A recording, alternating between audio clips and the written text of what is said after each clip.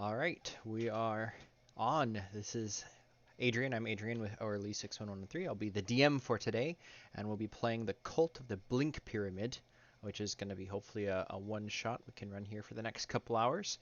And we're joined by 5 amazing players and their epic characters. And we shall start with just a quick character introduction. If I can have people say kind of what you're playing in terms of race, class, level, and just anything about your character that you'd like to rattle off. And in roll 20, we'll just start from left to right, starting with Casimir. Yes, my name is Abunakat. Today I'll be playing Casimir. He is a 7.5 Way of the Long Death monk. He is a Dampier, but he doesn't really use a whole lot of the Dampiric abilities because he is not a. He doesn't fully enjoy his Dampierness. Um, in terms of what these are going through, about the only thing he's really going through is he's currently tracking down a very, very violent plague that seems to be hitting several towns. He's not sure exactly why, but he believes it to be otherworldly. Excellent. So we shall shift up, and we shall see and meet Bu? Bo. Bo. There you go. Yes, I am Pie Guy, and I am playing Bo Rockflare, a level 7 half-orc evocation wizard, who's kind of just here to study, learn spells, learn more about magic, and his special thing is whenever I get the chance to get a new spell, I will always prioritize taking any named spells. So, Autoluke's Resilient Sphere, Leomund's Tiny Hut, Agonizer's Scorcher, on and on and on and on. Awesome. We're going to drop back down to Thorobash.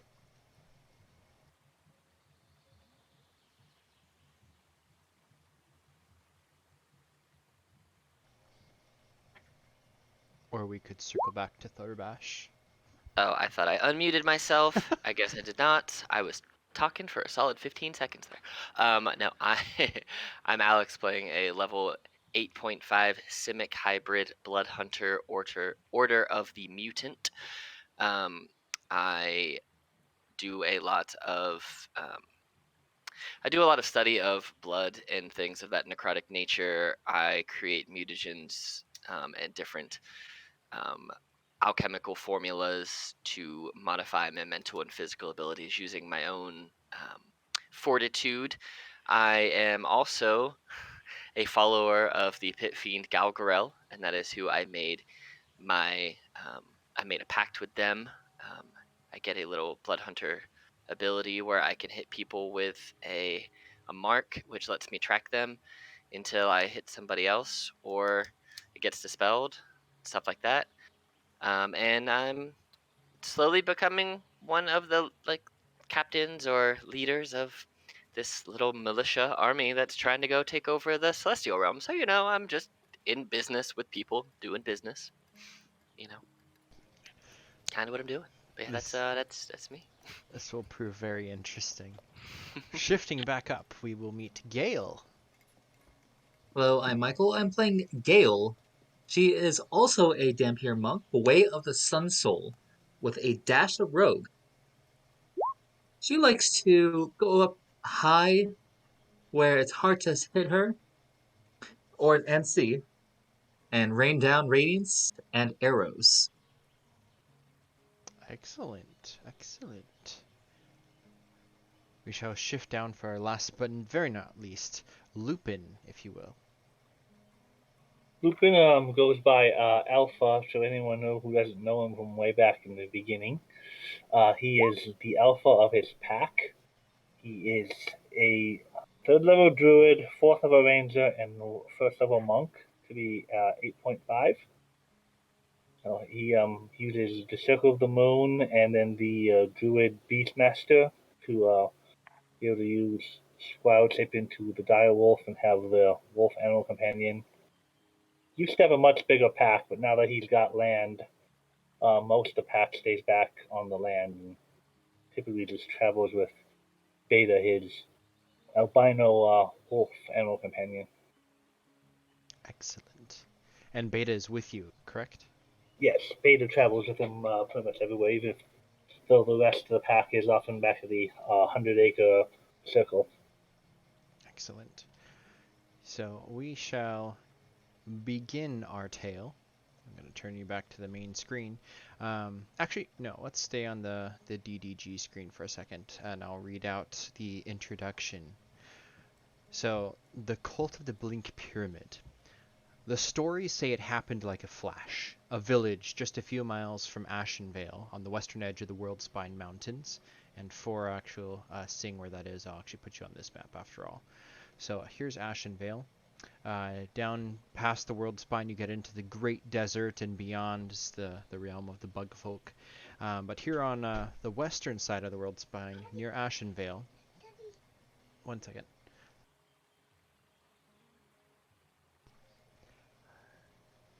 Okay, so a great pointed structure ripped open the very fabric of the world, and pouring from this structure, or this pyramid, were dark, evil warriors, and the village was decimated. Those they took were dragged back into the crevices of the pyramid, and just as it had appeared, it vanished with a flash. All that was left behind was the burning village and the deep scar of the land. The rumors of this occurrence have reached the DDG, or the Dungeon Delvers Guild, and tales sung by bards, some embellished and some not, have spread about the whole land of Erdan. People have heard all about this occurrence, and some even say that this is not the first time this blink pyramid, which pops up and then disappears, has appeared. The other time it's been gossiped that it appeared by Medusa's smile, not in the city but nearby a village, which was also destroyed. So as it happens, you are all dungeon delvers of the Dungeon Delvers Guild, sourced out of Yurton City. You see on the bulletin board that there's a reward for any information or knowledge or the last known sightings, anything that you can find about this Blink Pyramid there's a reward for it. With that being said, everybody in the guild knows about it, but there hasn't really been any information going on. The guildmaster would summon most of you. Let's see who's here. Who is a spellcaster? Is everybody? Well, I'm a full spellcaster, and I think I'm the only full spellcaster. I get Like, spells from without both like druid and multi-class. ranger levels, but he's not wouldn't be considered full spellcaster. I can technically cast Burning Hands, but that's with monk stuff. Okay. So, out of your party, it sounds like actually, Bo, you're the only one who'd be probably high enough level to use a dungeon anchor.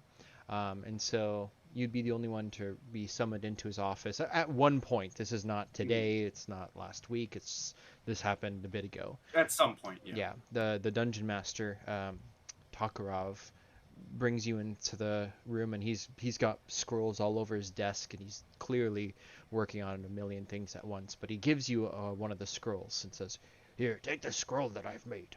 If you come across the Blink Pyramid, use it. It'll create a dungeon anchor. Just pierce it into the pyramid itself so that it remains tethered to our plane."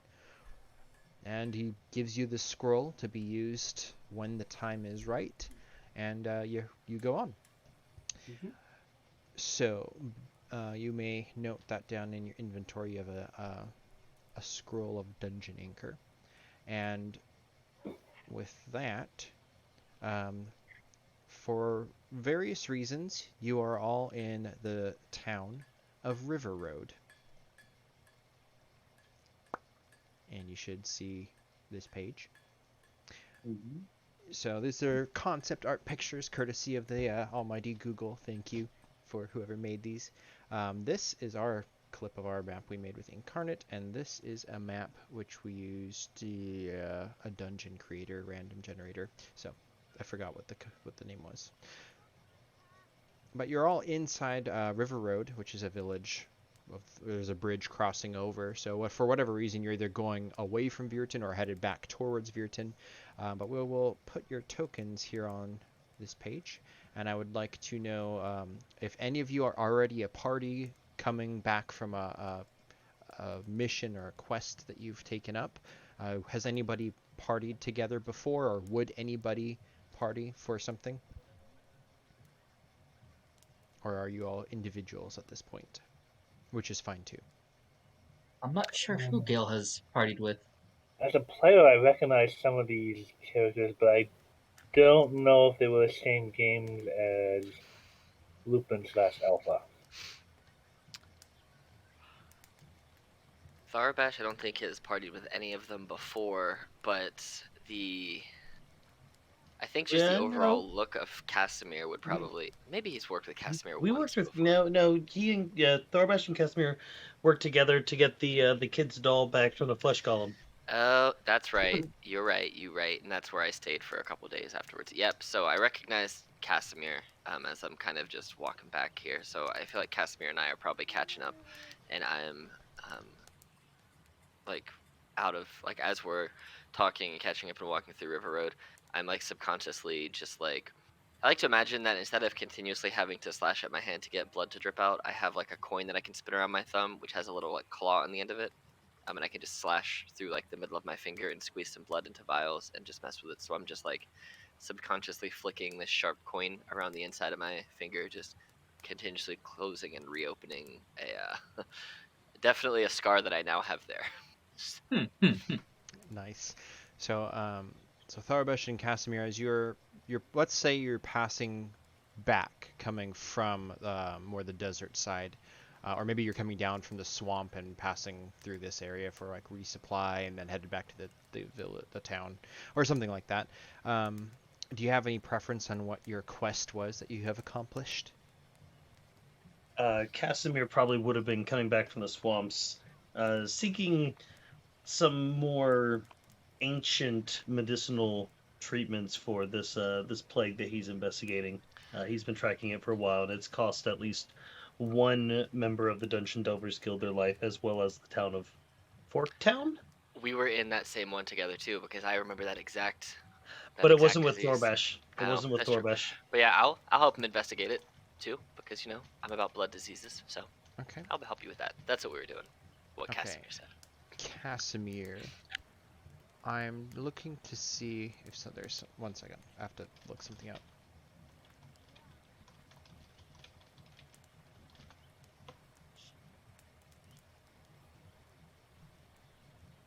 Okay, so you can actually both of you, because you went on this quest together, you can both add a potion of vitality, which is a very rare potion. But in your quest to going into the swamps, and you've dealt with whatever scourges up there, the druids of the swamp have gifted you with that as your reward, so you may each have 1 potion of vitality. Cool. And you arrive, whether it's passing through or staying overnight, you arrive into River Road. And we shall go to the next. Does anybody want to pair up for another group, or are you all the rest of you want to be individual? I think Bo would probably be traveling by himself, most likely hearing rumors, being given the scroll. He'd be traveling through River Road to get to the last known incident of a town kind of just being destroyed from the Blink Pyramid. So directly south of where you're at, I don't know exactly how many hours or days journey it would be, but that's heading down. You'll head towards Medusa's Smile. So why don't you also roll for me an intelligence, investigation, history, or nature check? Your choice. I will do a history. If that is good. Go for it. 19. Okay. So probably the reason that you didn't go straight to Medusa's Smile is because you kind of pieced together, looking at the maps, the size of the 2 villages that have been hit. One was kind of along the river near I need to look at the full map, but the one that basically south of you would have been similar in size to River Road, as well as the one in the base of the mountains, which was farmland. That one was also about the same size. So you're thinking maybe they're targeting, like they're only going for the smaller ones that they can get in without too many significant defenses or something like that. So you're coming down to River Road to check on it maybe, and then also carry on to do a full investigation south. So you're arriving into River Road as well. Oops, wrong thing. So I'll put you down into here. How about for Gale and or Lupin? I don't know if you have any reason to be traveling together. If not, we'll do singles as well. Don't I'm believe. sick either way.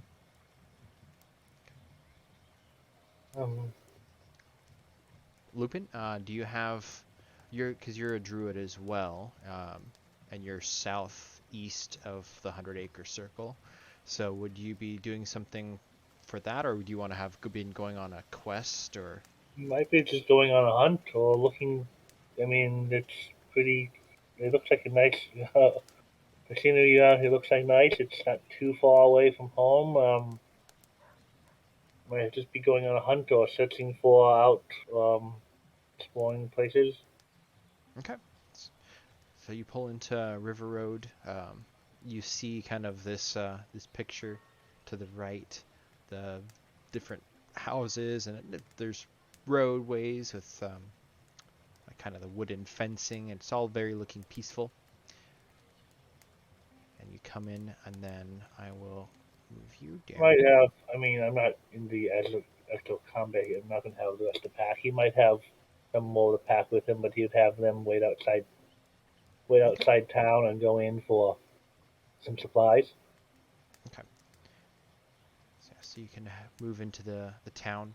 And then for Gale, what's something that you might have been doing in this region? Or I don't know exactly what your Probably, backstory or history is. probably doing some kind of job or quest or helping out around place with her golem. Using the golem strength and her abilities to climb. Okay. So for that, we will say that you've been doing more.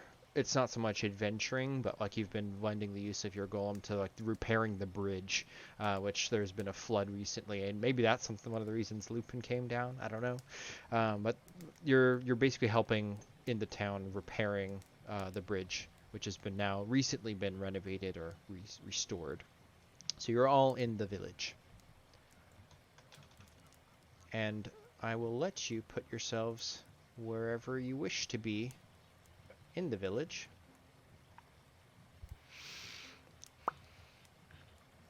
Whoa. I'll Village put you people. by the Nice. bridge. Awesome. And you can put yourselves wherever you like. You can create any of those structures as being whatever you want. If it to be a blacksmith, an inn. Yeah, If you want to be. I was gonna ask, are there any like maybe like this building or this building, kind of like how in Skyrim they have the inns with like the porches on them? Yep, definitely. And you can Yeah, pick whichever one you like, and that shall be it. Create. I like this big one, the big inn. Okay. Hey, Casimir, you hungry?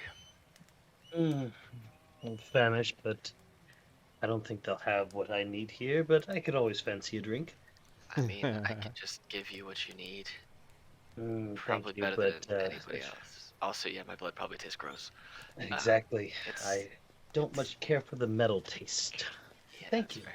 All right, but yeah, let's go look at something to eat. I wanna find a little booth so I can sit down and work on some of my potions that I need to make for the day. I think Gail would have her golem helping out in the field there, like Okay. helping them plow. You know, for no reason at all, I kind of have a golem token, so I think Yeah. I'm gonna, because of the situation. I'm gonna put the golem. I think by the bridge is most likely where it would make the most sense for it to be, because it's been working over there. Well, like once the bridge is repaired, she's having it help them in the fields. The top or the bottom field? Uh, There, it's a this big goes up map. here. Okie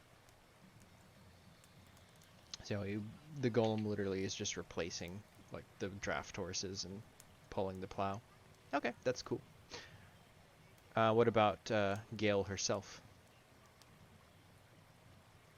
She'll probably be in one of the houses that they let her stay in, Okay, like getting ready to go look into the rumors. sure. Um, So for the work on the bridge, you can go ahead and add 250 gold as their payment for your assistance with that. And then for Bo, as you're in here in the tavern, you already rolled an investigation check. What you'd find kind of scouting around or like moving through the village, there's no real signs of anything wrong in the village so far. So as you kind of go into the inn, you order your drink or whatever you would like, and you see these other couple, definitely not villagers, enter into the tavern. You see Thorvash and Casimir. The question is, would you know each other from the Dungeon Delvers Guild or not? That is a good question. I feel like Bo might know me before I would know Bo, just because there aren't a lot of blood hunters in the guild. Now, is So- Bloodhunter's a class, right? So Yeah, it's that's a class. more. I think I'm also the only Simic hybrid in the whole of the guild. Yeah. And I have, Bloodhunter yeah. is one of Matthew Mercer's Yeah. classes. But I was gonna say, can you recognize someone as a class as opposed to a race? I mean, I guess I have probably more scars than anyone else, but I do have, I have like these weird, almost like manta wings that extend from under my arms because they help me slow whenever I'm falling, and then I have, my skin almost looks like a insectoid carapace underneath my armor, so I kind of look just very like distinctive. like a scientific amalgamation of just Could like I weird stuff. If there are any unique markings on Thorbash, could I maybe do another history check to see if maybe in my past I've read any books while in Zendretta at school that speak of any blood hunter orders? Sure, go ahead and roll another history check. 16. Okay. Yes, you would know a little. See, as a DM, I want to give you information, but I personally don't know a whole lot to. So I I hand it carry. over. So I was gonna say for mine specifically because I make so many different mutagens. I pretty much on my belt I have like what looks He's basically like a witcher. Yeah, I'm basically a witcher if you want to think about it that way. I have like a little cookbook with a bunch of vials with different potions in them that I can create and alter myself with. But I mean, you'd probably recognize me more because I look like a science experiment because technically that's kind of what I am. And I guess maybe at some point I read about people making alchemical solutions and using them in battle. Yep, Quick, and somebody toss him a coin. making people in a lab. I was quite literally created in a scientific laboratory, so Damn I you, don't look like a Simics. normal person. But I don't know, you would recognize me as being weird. So I think if I, with all that known, sitting at my table, just with my books on the table, kind of reading, flipping through the pages, researching, learning, as I always do, and I see them enter, I'd probably, not personally knowing them, but I'd probably give the wave of, like, recognition of, oh, hey, I'm also from the guild, to Thorbash. I would give the nod and be like, hey, Casimir, I think that person might know us, or maybe they're part of the guild, I think. But let's grab drinks, and I'll meet you over there. Oh, sounds good. All right. I'll go. Sorry, grab... you're heading to the bar?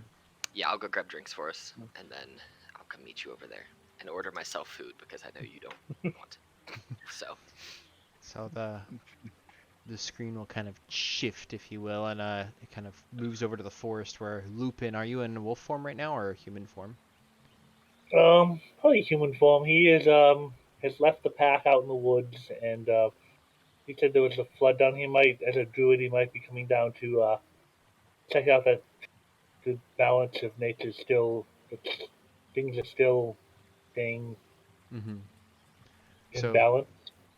But he doesn't. Most villages react poorly when the whole pack comes into town. there's like 15 wolves all come marching in. So he just he has come just walking in with just the one wolf at his side, and he So the first thing that you hear as you kind of breaking through the edge of the tree line is you hear just the sound of like axes thudding against the trees as these lumberjacks are hacking away at some of these trees which are leaning over. It looks like there's like one that has a splintered base and it's about to fall over from the storm, and they're clearing out a couple other trees that were gonna potentially fall. And it's too close to the inn and stuff like that. So there's these guys walking around. They don't notice you at first, but you can see them. And just beyond is the village itself. You can see some of these farmland plots and all the different houses. You can see the tavern is the biggest structure around, it looks like. I don't know if he's been here before or not, but he would, as he's walking towards the biggest structure for supplies, he would kind of just take a look to see is the area being over harvested or are they being relative? I mean, obviously, towns and humans have to harvest the forest to build their structures, but is it being overdone or keeping in balance? Sure, why don't you roll for me a nature check? He doesn't have a very high intelligence. That's his dumb score, but he is proficient with it.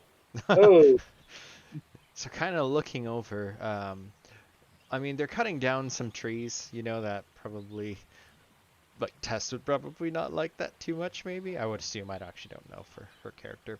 But for over the farmland, instead of noticing if it's being overfarmed, you notice there's a big golem pulling this plow through, and that kind of jars your attention. And you don't think you've ever seen, like, a golem that looks like it's straight out from, like, some dungeon that the Dungeon Delvers Guild have had to clear before. But it's moving in synchronization with the other guys who are planting seeds behind him, and that's just jarring, kind of derails your train of thought. this was a small town. Imagine seeing that. He thinks himself, he thought it was a small town of common folk. He wouldn't imagine seeing that unless there's like a big sprawling metropolis.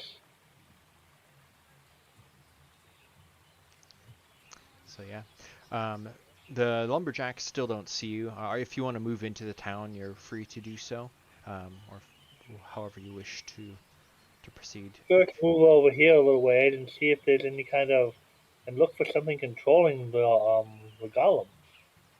It doesn't seem to be. There's nobody. I mean, you can roll a perception check if you wish. But some of the people in the farmland just kind of wave to you. They seem like everything's acting normal as you're kind of breaking through the tree line. They don't really pay too much attention to the fact that you have a wolf next to you. It's kind of, I mean, they've seen adventurers before, and a single wolf companion is not something they're going to get startled by. But yeah, you can take a look around. You probably just catch the sight of an adventurer or two walking into the inn just past there, so maybe that's something to do. But then kind of with a 22, your gaze shifts back over to the main road where you see, is Gale a halfling? I'm sorry. She's a Dampier. What's her or race of origin? So let's see. She was probably a half elf before. Okay, so you're not short or anything, but yeah, you see She's 5'6". you see this 5'6", what used to be a half elf. But Gale, would you like to describe her character as a Dampier? Is there anything significant that he would notice? Nope. As far as anyone knows, like on the outside, she essentially just looks like a half elf until she basically shows some of her abilities. Fantastic. So do you count as undead? I do not believe Dampiers count as the Dampier race count as undead. I don't think they do. He wouldn't. So he wouldn't probably pick you up, or I don't know if there's a scent or anything. So he wouldn't think of you as unnatural if you're not undead, and he doesn't know that you're undead. You're part vampire. But what you do see is you see Gale kind of they're at the front of the house on the porch, and there's one of the ladies is coming up to Gale and for you. She's kind of babbling on about thank you for helping with the bridge and everything like that, and begins to talk about just kind of the goings on of the town. And I'd like you to roll, I guess this would be an investigation check, is the most closest thing to what I'm looking for. So go ahead and roll investigation. Thinking me or Gale? Gale, okay. Yeah, Gale. So she's talking about a whole lot of nothing, talking about like I mean, it's something to them, obviously, talking about the crops and how like the bridge being out has directed merchants away from their village to the northern ones through the swamp, and now that it's repaired, their village will see prosperity again, and so happy and so excited, and that Gale's basically just nodding to all this. yeah, and basically at that point, these merchants are coming up and they're talking about it being almost time to break for lunch, and the woman invites you. Let's here. I know you've just been paid for the work, but let me get you a lunch up at the tavern. And she's That sounds wonderful. very insistent to have you come with her. So Gale follow. And these villagers are kind of starting to head up as well. Lupin, you seeing that there's more people heading in that direction? Well, the tavern was probably where he was going to buy, most likely buy supplies anyway, and Yeah, the probably doubles as the the one village that's store. and the one that seems to stand out is also heading there, so he would begin making his way around. Okay. Inside the tavern, Tharbash and Casimir, you're and Bo, you're the three of you are kind of like the first ones there. It's probably like 11 or 11:30, and the lunch rush starts at 12, type of a thing. But the food that comes out is hot. It's good. The drinks are average. And Bo, with your kind of curiosity about this village, it seems to be pretty much normal. Not really much to report. What would you do, kind of, with that knowledge? I think for the most part, I'd be marking it down in my book, and kind of going between my notes of, the other villages and kind of trying my best to connect the dots. Seeing that, all the villages have been tiny, but this one seems to be, normal, nothing interesting. I definitely be going back through my papers, back through my books, trying to figure out if there could be any possible connections. So you rolled like over a 20, right? I got a 19 for history. But for your original investigation, I think Did I ever roll one? Or did you roll? Okay, I think. I don't think you ever did roll one. Okay. It was just a history and a history. Then I will have a investigation from you, please, as well. Okay. 10. Okay, 10. You're going through your notes. You got this nagging feeling that there's something in there that you're missing. The village size seems correct. This is you could basically mark it down. This might be a target for whatever this pyramid thing is doing, but yeah, maybe after lunch, after a drink, maybe you'll come up with something. And at that point, you see the half elf kind of come in, as I shall refer to Gale as for now, and she comes in with the woman who's just kind of yabbering on about the upcoming season and the harvest, and they're so happy to have the assistance and all this stuff. And on the outside, Lupin, you're kind of coming up, and the two merchants that they're holding a bunch of stuff, whatever, they're following you in. They kind of give you a wide berth, though, because you've got the wolf. But, yeah, they kind of stop talking.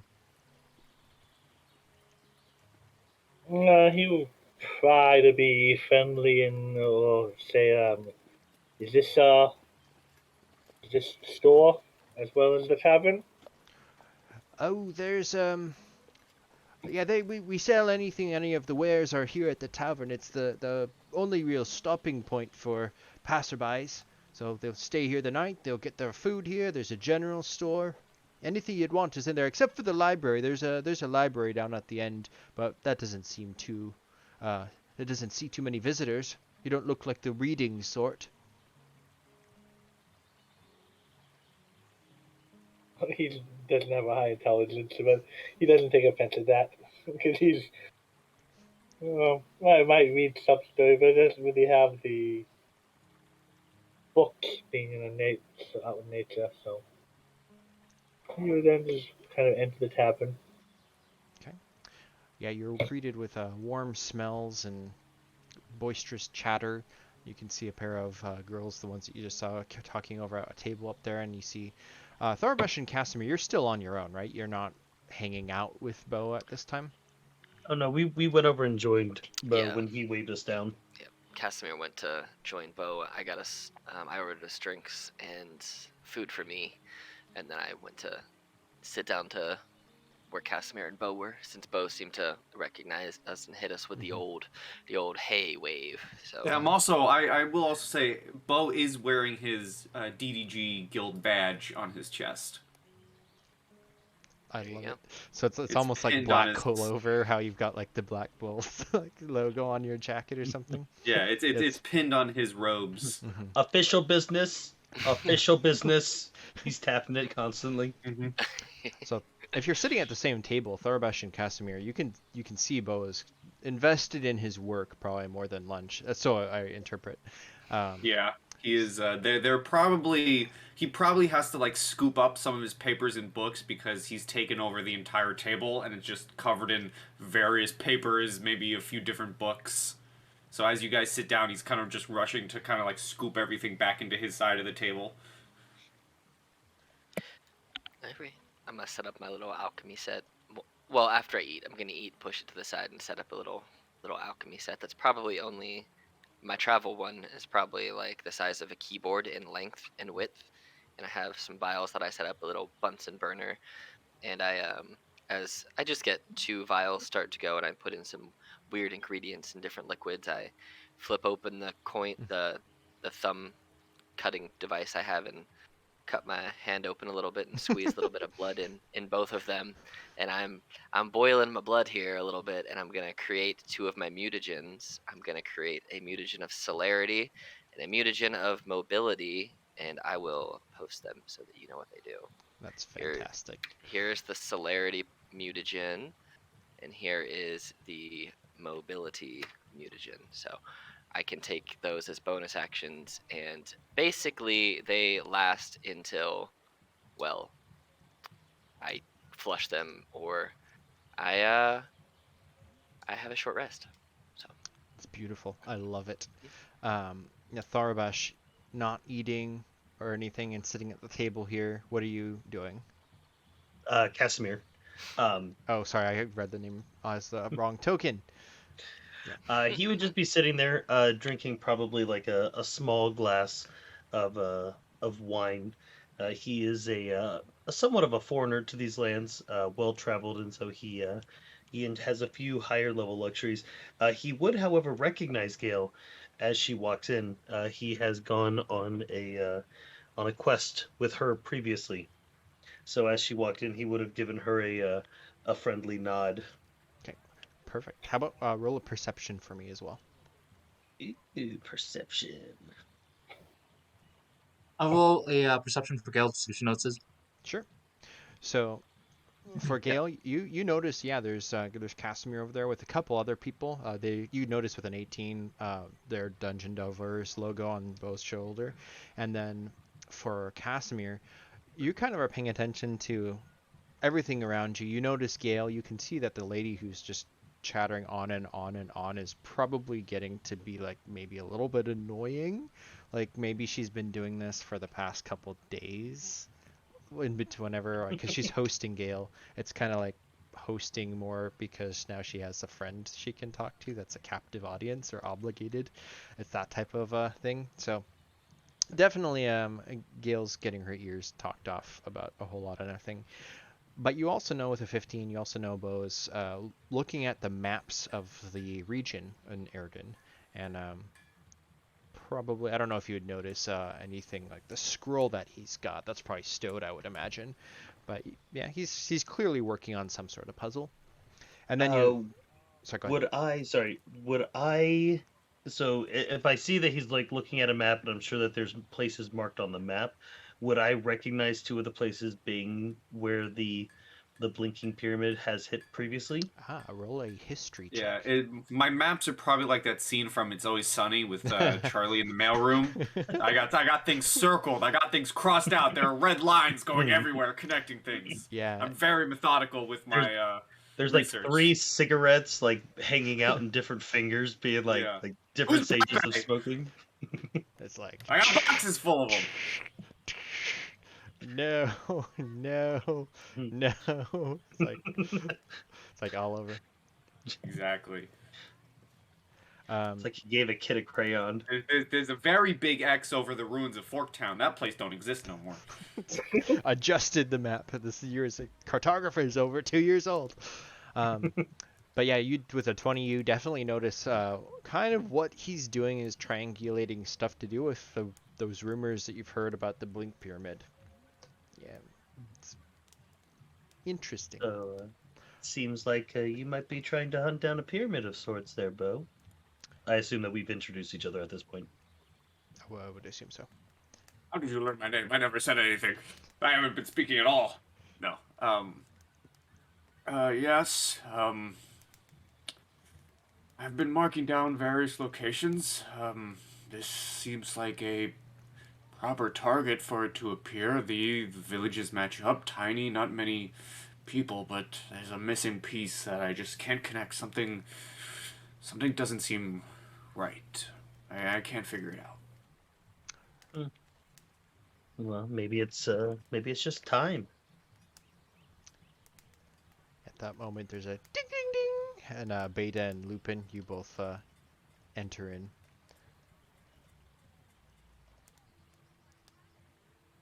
Take a quick glance around the room, and then he's used to getting some looks, but he would so probably wouldn't linger too long at the door, just not let them and head towards whoever seems to be selling things. Yeah, there's a kind of a bartend shopkeeper in the back, kind of a one-size-fits-all type of a role.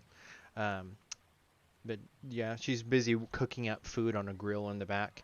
This isn't so much like a dining in restaurant so much as like they've got just a big grill in the back and they cook up whatever breakfast or lunch foods or even dinner foods all just open air in the back there.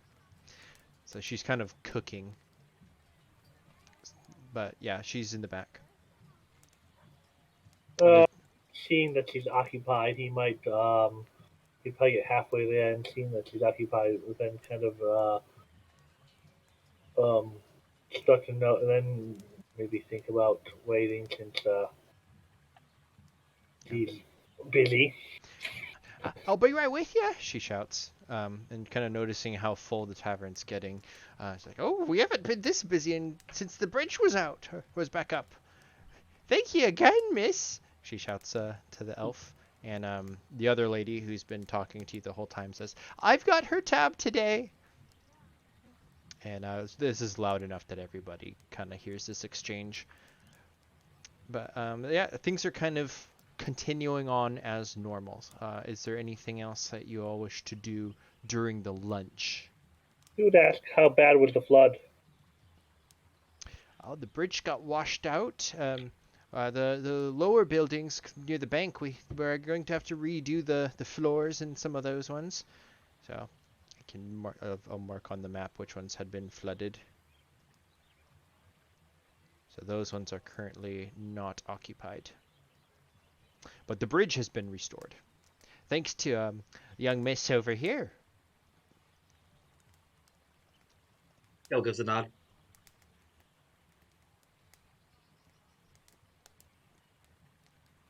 Yeah, the River Road will give the Dungeon Delvers Guild many thanks.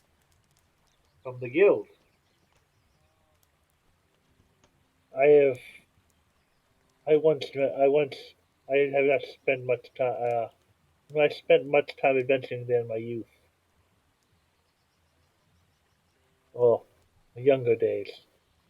Oh, well, a Dungeon Delver's always going to be welcome in River Road. And what can I get you? We got a good grilled cheese, a turkey and Swiss. We also have grilled salmon burgers. Oh, grilled cheese actually sounds good for me, but could use several steaks or or more meat things to go. I'll see what I can do. And she'll start to cook. And then it is at that moment when I need everybody to go ahead and roll initiative, please. Oh, Snapple. Oh, snap indeed. As there is an enormous boom, almost as if anyone has used a thunderclap spell or been around one before, it's something kind of like that, except on a much larger scale. Oh, a nuke. I'm gonna put myself at 11.2 because even though we both have 11, I have a higher initiative than our monk, our full-on monk, Yes, with he my does. plus 5. So, sorry, Casimir. Whatever, man. It's just whatever. Okay, and then any companion stuff will be synchronized with a player's turn. So if you have like the wolf or anything, for example, you're all on one initiative roll for my own use. So I will also roll those. Well, how convenient. I'll use the shopkeeper. Go ahead and burn Reminds that me me of, 20 on initiative. I'll take it. This reminds me of if anyone who's played WoW, you'll know. This reminds me of the I think in Battle for Azeroth, towards the end, Nyalotha, the Living City, or the Dreaming City, Yes. with the pyramid. Mm-hmm. I think that's where the starting location to enter the raid was, in a pyramid. Okay. I think that's right. So, Gale, you are kind of rocked. Like you feel the table actually quake underneath your hands as you're sitting down. What do you do? First thing she does, she grabs the amulet of her golem and just gives the order, protect the villagers. Okay. Is that an action to command? I think it's a bonus action to command it. Okay. Anything else? She will rush out of the... Okay. As soon as you get to the door, backtrack 1 square.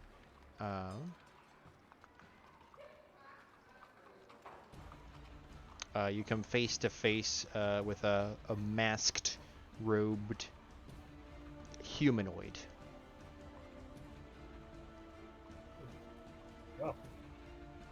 Yeah. Somebody looking shady. They're not villagers.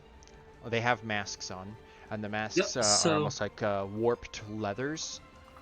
So it's not like a faceplate or anything. It's actually like Yep, shriveled instinct leather. says to stab them. Okay, do you have a weapon drawn? I quickly draw my rapier. And Actually, I don't even think D&D has rules for quick draw or anything, does it? It's just you It can... has rules for drawing items, which I think is an action to draw a weapon. Someone could correct me on that. So I it's a think free it's free interaction action, to draw yeah. your weapon, but you cannot draw and stow in the same turn. That would take an Yeah. action. Cool. Yeah. So It's- yeah, you're fine then.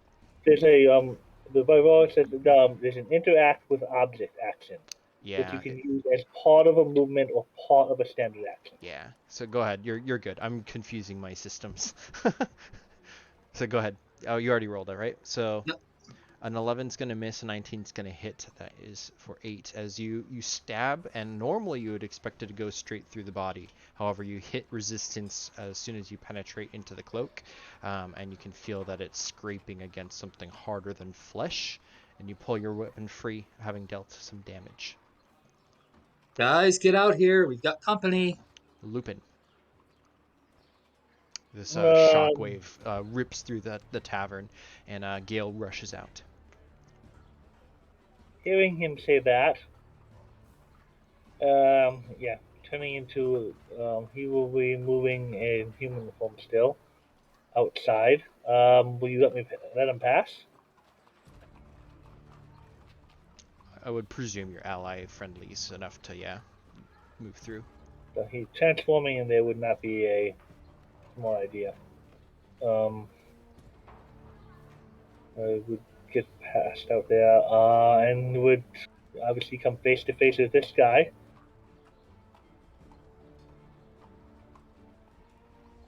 At this point, he will grab his a large rolls off his belt, and a thorny whip kind of comes out from it. And he will use his action to take a whip action at him with the rose whip. Okay. Ah, it's not great. So the 11 will miss. Alright, that's... Yeah, he didn't roll better. And what? Can I use my inspiration on that? If you have one from a previous game, you may use it, yes. I have written down the bottom sheet inspiration. So I'm erasing that and try to whip it. 19 hit? That does hit, yes. Okay, so as the thorny vine whip hits him, does 10 piercing damage and 8 poison damage. Okay. As you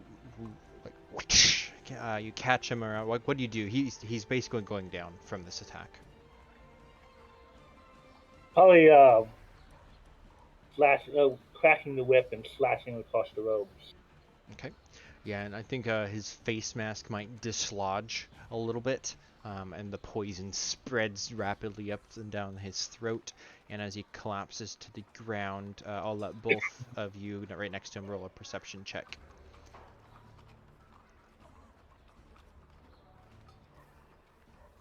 Okay.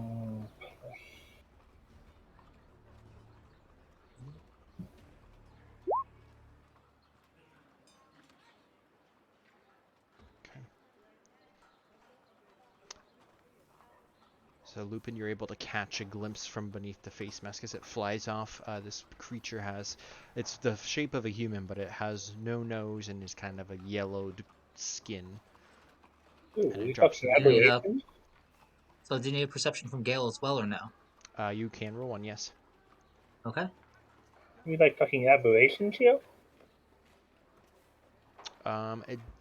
It looks like a creature, but it's not human. The beta would probably attack it too, but its corpse is already dead, so. Okay.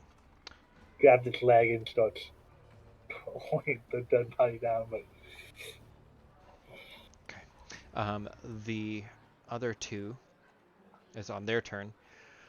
They're going to kind of recoil from you as they see that you easily just tore one of them down, and they will pull out what look to be wands from their belts, and they will speak in a language which I do not think anyone speaks. I know I got some people's character sheets. What languages the two of you speak, though? Sylvan, Druidic, Primordial, Deep Speech, Elven, and Orc. Okay, nope. Let's see. Draconic, Sylvan, Common. Nope. So they're like, or something like that. And then one of them is going to cast with his wand towards Lupin, seeing as you killed one of their people. He doesn't want to use that spell. Roll a charisma saving throw. Oh, okay.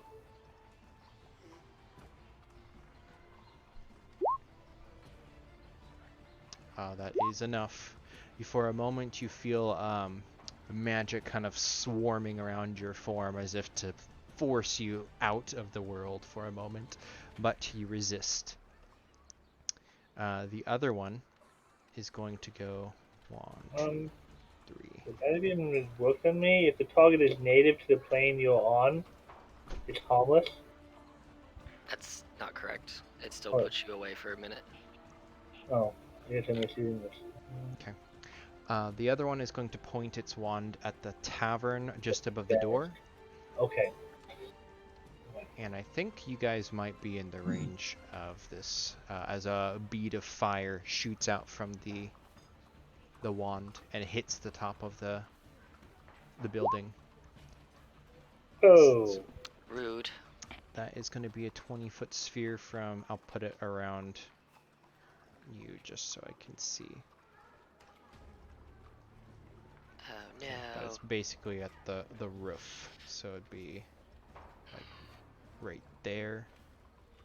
He would know enough to get it out of the way of the allies. So Cool.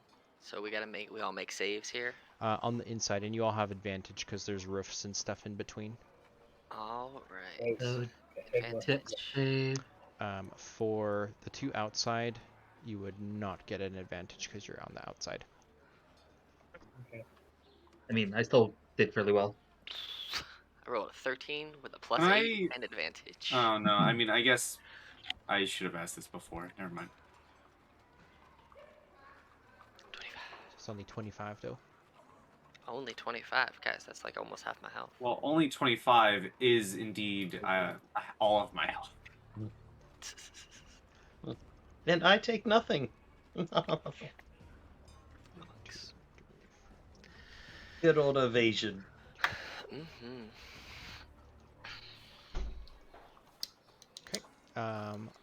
That is their turn. Thorabash. Well, that's rude. And now I'm very unhappy with that. So I'm gonna use a bonus action to drink my mutagen of celerity. And I start to move a little bit quicker overall. And I get to add a +3 to my dexterity score, increasing all of my dexterity stuff, my armor class, all that jazz. And then, so that's my bonus action. Well, let's see here. I don't enjoy. Is there like a back door or something to this place? There's or a windows- side that's been blown open. The 25. Yeah, the ceiling's been blown open. Some of it's like fiery tiles raining down. The windows would have shattered on the first half of the building on the door side. In the back, there is an exit behind the counter to like where the dumpsters are and stuff. And the lady is ducked down behind the counter and is screaming. All right. So I'm going to try and run out the back door and grab the lady as kind of like encouraging her to come with. So basically, I'm just gonna try and like run to there, so out the back door, and just I gotta go right there. And then can I use my action to drink one of my greater healing potions? Yes. Cool. All right. So 14 points of healing for me, and I will take one of my. I now have 3 greater healing potions instead of 4. So. But that was my bonus action to give myself the mutagen of celerity, and then my movement and my action. I run back there. So and I make it. So. Casimir. All right. All right. Well, I don't like the fireball, but 5, 10, 15, 20 to get out here. Do I see this guy with a wand out? Absolutely, yes. And so I can surmise that he's probably the one who exploded the fireball? Yes. And roll perception Okay. check as well. Do. Yeah, and beyond, you can see many more of these figures kind of running through the village now at this point, and the villagers around are starting to scream as some of them are being intercepted. Okay. So I'm gonna go up and I'm going to cast whack on him if I could. Yes. So whack number 1. That's a hit. For 9 bludgeoning. Okay. These do count as magical for any sort of resistances or things like that. Whack number 2. That just misses. Just misses. Well, then I'm going to go ahead and burn a key point and give him 2 more. Nice. 23, That 18. hits. Both hits. 8 and 8. So that is 25 damage. And that will lower him. How would you like to dispose of him? Basically, it's just 3 clean hits right to the chest, and the third one, I feel his like chest cavity just collapse in. Yeah, and he drops to the ground onto his back, but he does not breathe. So that was 5, 10, 15, 20, 25, 30, 35, and 40 Okay, as I go to Yeah, help him. you can see that he's like grabbing at the villager and stuff right now. Okay. Your appearance may stop him though. On their turn, I'll have this ones that are all being attacked. 1, 2, 3. Only 3 are currently being attacked, so they're all going to try to break away. 2 are successful. 1, 2, and they go screaming. These guys are going to start shouting, "Fire! Fire! Get the water!" And they'll run towards a well. I guess, where would a well be on this map? I guess in the corner over here. Maybe by the crops. Maybe Yeah. maybe they would have put one here. They have a river that has water. True. Yeah, that actually makes more sense. DM, real quick. I forgot to mention. Whenever I kill someone because of one of my class abilities, I get 10 hit points. I did see that, so go ahead and add those. Yep, I added those in already. I just wanted to let you know in case you hadn't seen that. So. Okay. These guys are going to come running behind the golem. And they're all holding their rakes, like, form a squad behind the metal monster. These guys are going to run inside. Okay, yeah, that's their turn. Bo, go ahead. Okay, so as the fires are spreading, I kind of quickly pat myself off. Whether they're singed or not, I scoop all of my papers and books into my backpack. And I will also begin running towards the back exit. And get kind of like right here, almost outside, maybe at the doorway, wherever that may be. And do you do potions as a bonus action? Yes. Okay. Unless so they're I on will an first- ally. Okay, I will first drink my only potion of greater healing as a bonus action for 15. That is pretty good. And then I take out my arcane grimoire. I always have it. It's like a you know how like mall security cops have the string attached to their keys. That's my arcane grimoire basically. It's attached to my belt, and I flip through a few pages.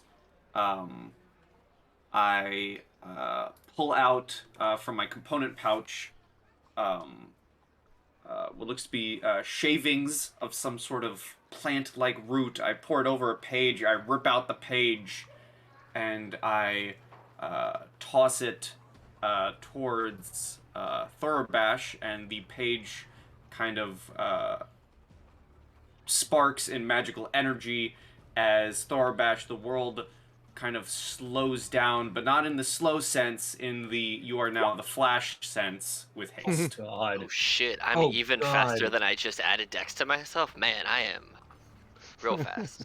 So the world just slows down and suddenly you are going faster. Guys, I have a base AC of 25 right now. So, there you go. As basically a fighter. That's amazing. And that is my turn. Okay, back to the top. Gale, behind you, the building is now burning and kind of collapsing in on itself. What do you do? She tells everyone in the building, everyone out, as she runs and kind of like skirts around this guy and is going to stab at him with her +1 rapier. And she's going to use her magical fist to hit him with a flurry of blows with her bonus action. Okay, so the 20 hits, the 25 hits. So that is 8 plus 8 for 16. Mm-hmm.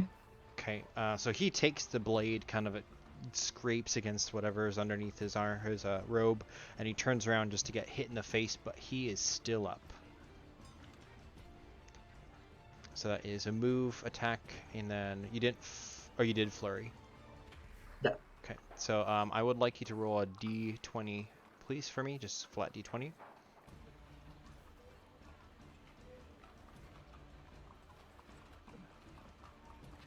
Oh my goodness. In the background, your big golem comes up, kind of charging towards this robed figure, and swings a giant fist. The figure with the robe ducks underneath and slides in the mud underneath the attack, and it does not connect. Lupin. Lupin turns to his friend who went down with the fireball, and will cast a third level Cure Light Wounds to get the wolf. Oh, I didn't even notice Beta got hit with the Beta fire. went down to Yeah. 0. Oh man. Um, Remember earlier when I said, hey, don't blame me if your wolf gets hit by one of my fireballs? It wasn't even mine! no, it wasn't yours. Nope. So yeah. So 3d8 plus 3. Okay, 17. He has 18 hit points. One from away from max. So third level spell to get him to get her actually up in reasonable fighting condition. And then as a bonus action, he's gonna look towards this guy over here, and then as he looks, his snout grow. He starts getting hairier. His snout gets longer, and you're probably gonna have to resize this to large.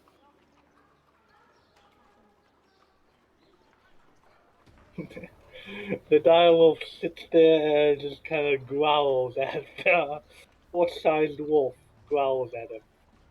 Yeah, that's scary for this guy. He does not like it. But that's your turn. Yes, that's action to cast a spell, bonus to transform, and I don't. Well, I guess Beta could move, so Beta will knock it up. Will come up here. Okay. Um, their turns. Okay. This guy is going to try to run away from him. 3, 4, 5. Let me see if he has anything to avoid the attack that the golem would be able to do on him. No, go ahead and roll another d20, Gale. Oh, come on. The 16 will hit. You get plus 10. Oh, did you remove my yellow token entirely? I put it in jam later. Oh, okay. I'll pull it up when we need. So Oh, next. that's so smart. Okay, that is not enough to kill him. The golem swings a backhanded fist at the running cultist and sends him flying into the air, only for him to land almost dead at the feet of the villagers. He stands up and tries to reach for the first man, and that is all that guy can do. All right, Casimir, you're close enough. Roll a perception. Oh, okay. 14. Yeah, you can see more of the guys down there moving as well, just enough for them to. Whoa. Oh man, that guy's really freaky. It's wide. The guy here goes and vanishes. He's the only Wait, one sorry. who's actually. This guy? Yes. Okay. He's been grappling with that villager who's trying to break away, and after a good firm 6 seconds grabbing onto them, they both kind of, almost like in Star Trek, being beamed. They like whoosh, and vanish. These ones run down over there. This one runs over here. And that's their turn. Actually, no, they're still the guys with you. So the one directly in front of you is going to try to grapple you. So go ahead and roll an opposed check, athletics or acrobatics. That is a 10. Okay. Yeah, you easily easily dodge aside. He will then pull out his wand. This guy by Gale has been stabbed and beat. He's going to disengage and go 1, 2, 3, 4, 5, 6. And he will also pull out his wand. This guy, what is he going to do? Grab the wolf. Grab the. He is going to beam himself away as well. He does not want to fight you guys. Well, Whoosh, whoosh, he's gone. That is all the guys who are around you. Tharbash. All right, so since Go do a few laps around the world. I'm feeling Ricky Bobby in the Flash kind of fast. So I get double movement, which takes me to 60 feet. So I'm just gonna appear like a lightning bolt beside Casimir, and as I appear like a lightning bolt, you see that my sword, my rapier, as I was sprinting and I took it out, and as I take it out, every single time I do this thing where I basically slice it across the inside of my arm that's wielding my shield, and the blood itself turns to lightning, almost from the speed, but I'm using my Crimson Right of the Storm. I will take this much damage, 5 damage that I cannot reduce. But you see, as I appear beside Casimir, my sword is lightning covered, and so I'm gonna go ahead and take my normal 2 attacks with my rapier, and I get lightning damage. I like to imagine with you hasted, no one sees the attacks happening. You just see flashes of lightning and spurts of blood, and that's all you see. You don't see the rapier actually being swung. That's what I'm picturing, at least. I mean, that is fair.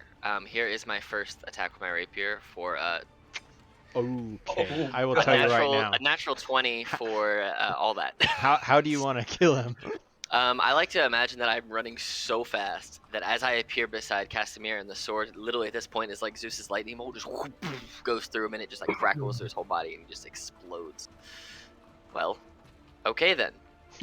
So my hasted action, I feel like you had more to do with that, but then you just obliterated him. I did. My hasted action, I can dash, and I still have 1 attack, so I'm gonna continue my lightning maneuver. It's almost like I go, and I'm just gonna bing bang myself over to this guy, and I'm gonna go ahead and roll a 14 on this guy. Oh, he dodges. Oh wait, no, meet to beat. That's a hit. 14. This is AC. Yeah, and let's see what I rolled. I rolled a 1, and because I have the piercer feat, it means that I can re-roll damage once per attack, and I got to use the new roll. And since I rolled a 1 on my d8, I literally can't roll any worse. So that's actually going to be 4 plus 9 is 13. So it's actually 18 damage instead of 15, as it's lightning into this guy's spine too. So yeah, he's like backpedaling away from Gale, having been hit a couple times, and he pulls out his wand. He's pointing it at Gale, and all of a sudden. And, look at that! I've been impaled. He's dead, and kind of like drops the wand flying. And I'm just like looking real fast back. Gotta go fast, fast. And I'm just, that's my turn. I've used my hasted action, my action. Well, I have a bonus action, but I don't really have. Bonus action was to activate your crimson. Right. I've used all my stuff. We're good. Casimir. I'm just like tweaking out on speed right now. I feel like he needs an action surge. Like you're about to go for this guy, he's drawing a weapon on you basically when he explodes. What do you do? Okay, well, so I'm used to Thorbash, so I surmise that it was probably him. Never at this kind of speed though, but seeing these 2 guys down here, and that they're blinking away, 5, 10, 15, 20, 25, 30, 35, 40, 45, 50, because monks are not broken. Nice. I forgot you're a monk. Oh, this is getting juicy. Watsy, don't nerf. Do not nerf. yeah, not broken. I'm going to levy right now 2 attacks, or 1 attack against each of the people with my action. So, attack 1, Hit. attack 2. So I hit both of them. Imagine you're slamming them together. 9 and 11. So Oh, 9 just. to that one. Oh, no. Are they separated? Okay. These are separated. I'm hitting for both of them. Let's see if you can get to 20 on them. Okay, well, I would like to burn 2 key points and make them stunning strikes. Oh, and that's just automatic, right? There's no save? No, it's a DC 14 con save, I believe. Okay. Yes. They both fail. Okay. So they're both stunned. Amazing. So now my flurry of blows will be at advantage. Jesus, that's great. 'Cause I'm feeling spicy. So that's a 19 for 9 Bottom or to top? that one. Bottom. Crack. I You know. snap his neck with a side kick or something. And then, oh, wait, did that not roll at it? 20 The advantage helps a lot. for 11 to Okay, that and one up there. that's just enough to kill him too. Dude, Now, just quick point is, can you spend key points to do the stunning strike and key points to do the flurry at the same Yeah. time? Yes. Sweet. Yep. Okay, good. You're good then. You could stunning Casimir- strike 4 times in one turn. Yeah, Stunning Casimir's Strike is not a bonus action. It's basically spend Yeah, your key and it's a free action. Yeah, I just wasn't sure if you could duplicate It's spend basically key on two on a things. hit, you can spend a key point Beautiful. to So- do all Stunning these Strike. guys with all these guys coming out, Casimir's giving me like the Rorschach vibes. Yo, I'm not in here with you. You're in here with me. I feel like Casimir does not use weapons. This is all hand-to-hand combat. so it's like but that will be Jason his Bourne, turn. quick, whack, whack, whack, and they're on the ground. Yes, they are dead. Okay, and that's bonus in all your stuff, so you're good. That is bonus action, movement action. Yes. These villagers are, thank you, thank you, thank you. And they're gonna start running towards the houses, if my screen will let me. This guy is gonna try to break free, fails. This guy is going to start running actually towards the upper area where the golem is, because he thinks maybe that's gonna save him. Fair. This guy, he is, I don't remember, did he get to this villager before? Yes, last turn? I think he did, because he's next to them. So this guy? But he's gonna let the villager go for a second. Oh wait, no, it's the villager's turn, No. not his. This guy was basically at the villager's feet. But this, yeah, it's not even his turn. And then he got up. This guy is not his turn, but the villager doesn't escape. The other one does. No, he hasn't grabbed anyone yet.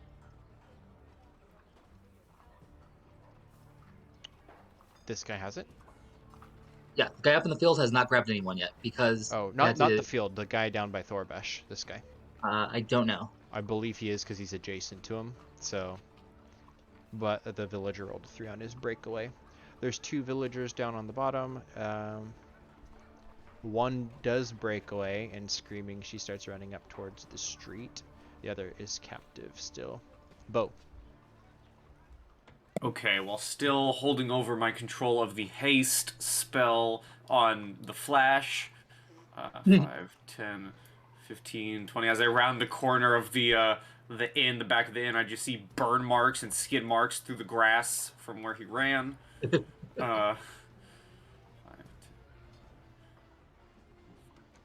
20, 25, 30. I go right here, and if I can see this guy through the trees in the field. It's not thick trees. They're very spindly Okay. on the bottom and brushy on the top. So yeah, you can see pretty well through there. Alright, thankfully this is 120-foot range, and he is more than in range.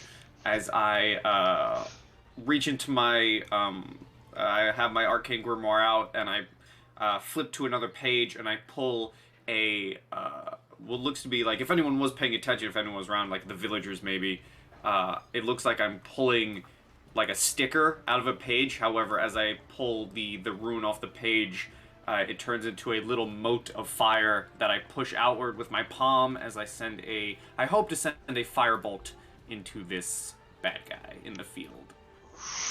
Yep. 26 for 8 fire damage as it collides with him. So he's reaching towards the villager who's like pushing his rake and the way to try to fend him off however he can. But this firebolt strikes him in the back and he ignites into an inferno. Yes. Collapses to the ground, face first into the muck. And that is my turn as I kind of just turn around and try my best to begin directing the traffic and just shouting at any of the able villagers to, hurry up with the water to put out the fire. Okay, perfect. So Gale, it is your move. Gonna come straight for this guy here. Okay. And one. Oh, 1 second. I need to see. Oh, this radius isn't gonna work because the token's so big. Let me make somebody in the middle of it, and then I can. Did that not work? No, that did not work. Go ahead and do your God, turn. I'll figure Pyramid it out. blinked away. Okay. And then the flurry of blows, essentially, the extra hits. So 14s and up are gonna hit. So it looks like you got a hit with the sword, a hit with the 2 strikes. All together, you're gonna drop him.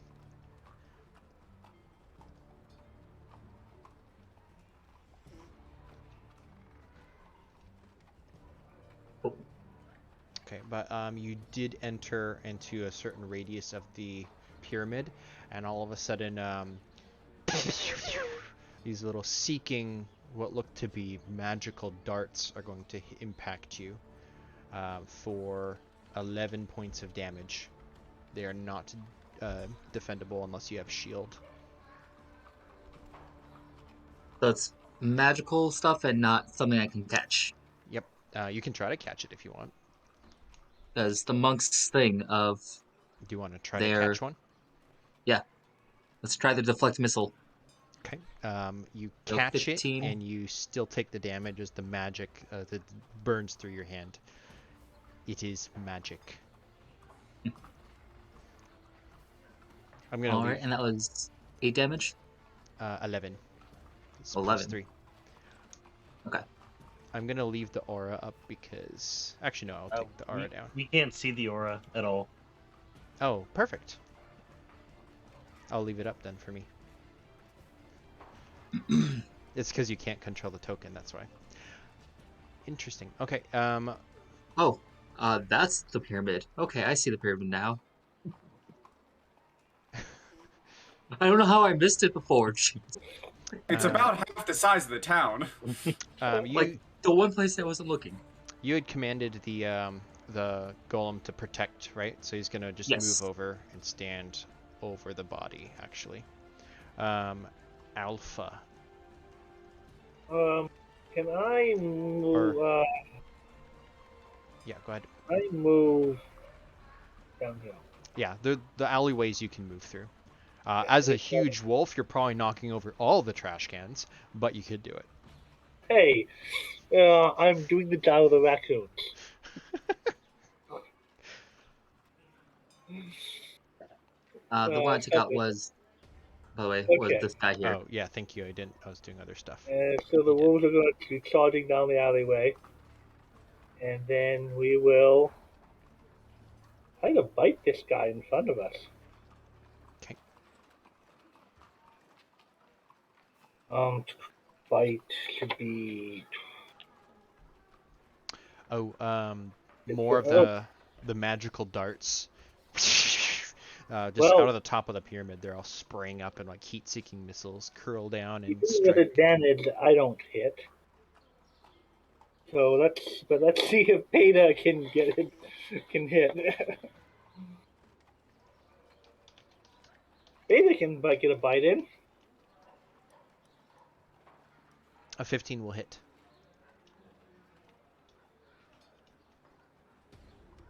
And then Lupin, you will take 3 of those magical darts for 9, and then Beta will take, 8 for Lupin and 9 for Beta.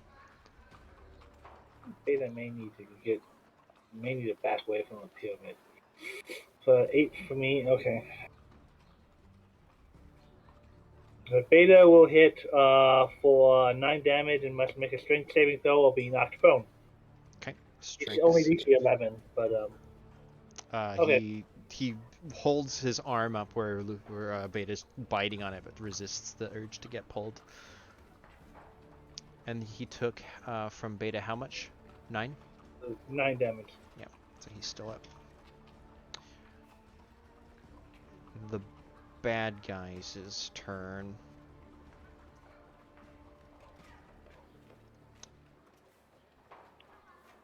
this guy he's got one. He's going to whoosh.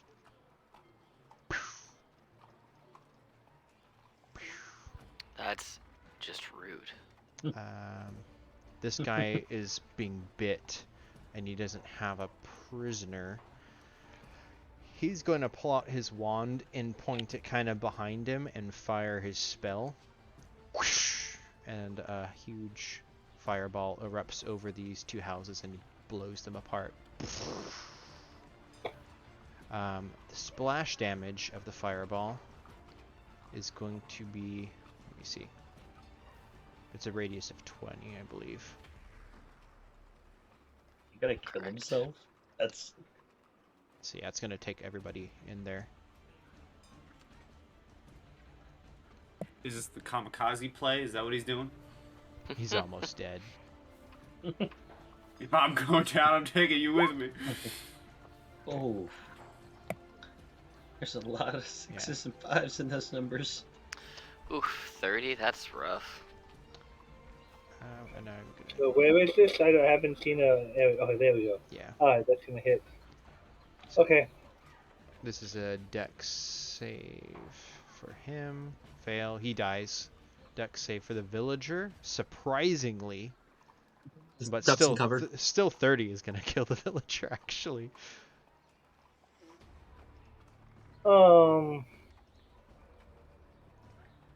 And it's half damage if you succeed. yeah. Take half at a save, which is I think 14.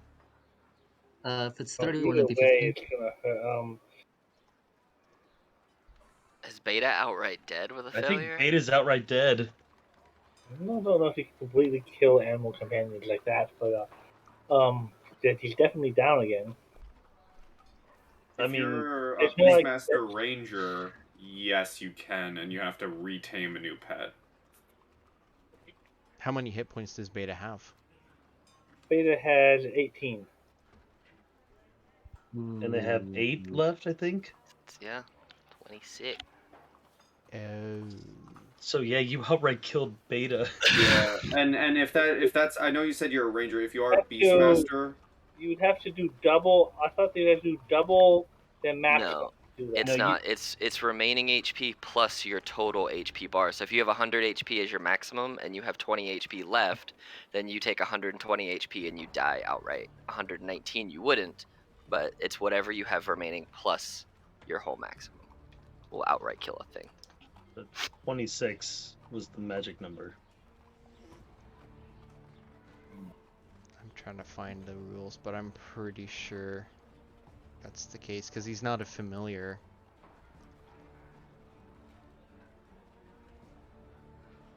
I mean, whatever I tame. I mean, if it is the case, I mean, my taming a new one would have the same stats, but would have Yeah, like for- a different token, a different wolf. Yeah, for RP, man, I feel so bad if I just killed your wolf. I cannot find the right place online for where this ruling would be, but I'm pretty sure it's you subtract all of your health down to 0, and then if you do the maximum amount of health and remaining damage, then you're dead. Is that everyone's? Could be. Yeah, that's the correct. So he had 8 health, so 30 minus 8, that would leave 22, and that's over his max. Mhm. Oh yeah. So I guess that would be permanent death for and Unless you have Revivify or something, I'm afraid Beta, the flames just kind of burn all around. The building structures are blown apart. Even the other one starts to catch fire a little bit. But So the wording is, when damage reduces you to 0 hit points and there is damage remaining, you die if the remaining damage equals or exceeds your maximum hit points. yeah. I put in roll 20, so. But did you? Okay. Yeah, we shall have a moment of silence for Beta. I actually feel really bad. I'm so sorry. Third level spell. It. Oh, I would need a diamond. And within the last minute, I won't have a diamond within the last minute. With that though, that is their go. So Tharabash would be next. Is the pyramid on the ground or is it like floating? So it's angled into the water. It's where it poured it in. It's crushed whatever was underneath it, and it's sloped into the water and caused like an enormous like tidal wave out away from it. But you didn't see that because you were inside. But the water's kind of sloshed back up against it. Part of it's submerged, but not Gotcha. that much. So if I ran around this side of it, I might be able. Is the entrance where it shows on the token? Yes, that's So the, I could the I could physical theoretically entrance. just like book it in there if I have enough movement speed. You could definitely try.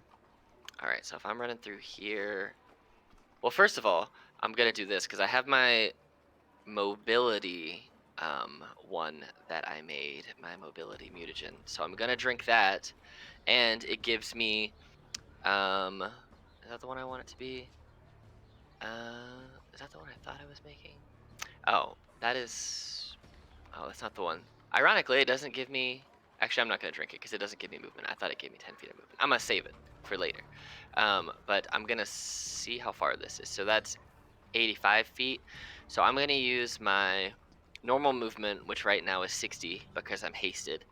And then I'm gonna use my hasted action, which will take me to 90 and should take me just inside the door, like Okay. that far in there. And then because I'll still have my action, if I sprint in there and there is an enemy right there, I'm gonna take 2 attacks on it. Okay. So as soon as you take your first move action, you enter into its zone, and 3 more magic missiles go and Okay, kind of cool. intercept you. Cool.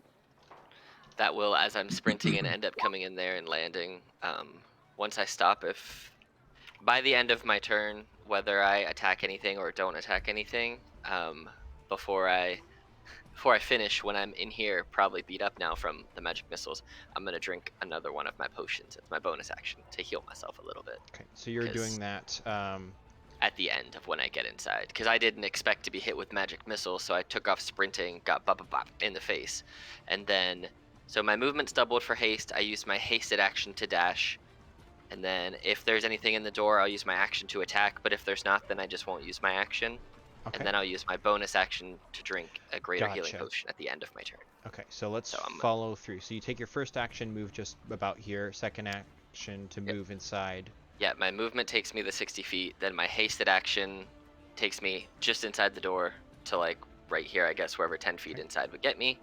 And then if there is an enemy there that I can see within my immediate 5 feet range, I will do 2 attacks. Okay. But if there's nothing within the 5 feet range that I can see or hit, then I will use my bonus action to drink a greater healing potion. So you basically, if this is, you can place yourself inside where you see what you see inside. Okay. here. And do these things beside me do these look like they're alive or angry or mean? Roll a Arcana check. Are they fey fiends or undead by chance? No. Okay. This should not be at advantage, so just a normal roll. 16. They definitely look like they can come to life as golem guards. Okay. Well, if it's not actively trying to attack me, I won't stab at it. I'll just eye this dude over here and drink my potion. And unless you want to let me hold that action as a held action, I will just not do anything with it. So you drink the potion, and then you said you were going to attack someone. But if you want, is it actually an action that you have? Yeah, I have a full action left. Then I think you can hold it. It's just like as an attack, it counts as one attack strike rather than multi-attack. If I remember correctly. You would get both. You get your full action worth of attacks. Even if it's a held action. Mm-hmm. You just burn your reaction to do it. So Okay. monks can hold 2, fighters can hold up to 4 at level 20. Crazy. All right. So I'll just hold it then. I'll hold my action to attack if anything gets in my range and goes to mess with me. Otherwise, I'ma just catch my breath a little bit, and now I'm in this pyramid. Okay. Casimir. All right. Well, I just obliterated those 2 guys, and I see the massive pyramid over there. Indeed. And another fireball. Like you see the roofs kind of going up in that direction. Gotcha. Would I have seen Thurabash run into the pyramid? Roll a perception check. I would say at disadvantage because of his zoom zooms. Oh. Damn your zoom zooms. I think you'd see him running. And I guess you'd see the pyramids over there too. So if you as a person can deduce he's running in that direction, I don't think you'd see him go inside, but you can tell that's kind of he was running that way. The direction he's going. Okay. Yeah. Oh, just missing it. Well, You can run 3 times. Do it. Do it. no. I do know that Adrian is not a fan of the triple movements. I do not like dashing as bonus action as well as action. I think that's kind of silly. And besides, I don't want to spend the key point to do it. So yeah, but I'm so 5, 10, 15, 20, 25, 30, 35, 40, 45, 50, 5, 10, 15, 20, 25, 30, 40, 45, 50. I'm gonna knock on the door and I will take that damage. Yeah. These almost like flares that shift into ballistic missiles. Hey, look!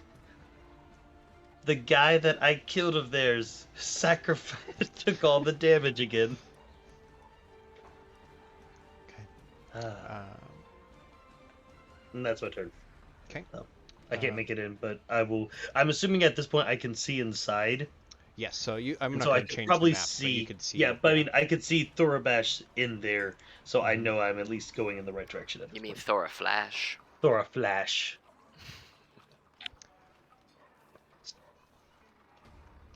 All these loggers are running. They've been moving to the river and are like creating a line for water. Bucket line. Yeah, all these people are helping out. Put out the fires! I think that's all the villagers. Okay, Bo.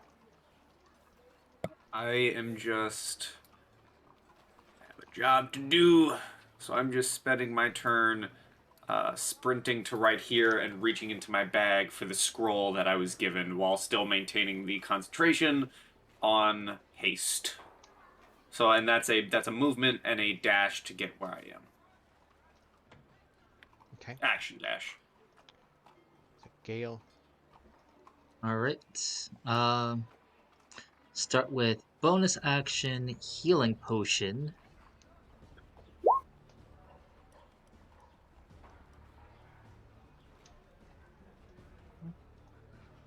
To get rid of some of that pain. And then going to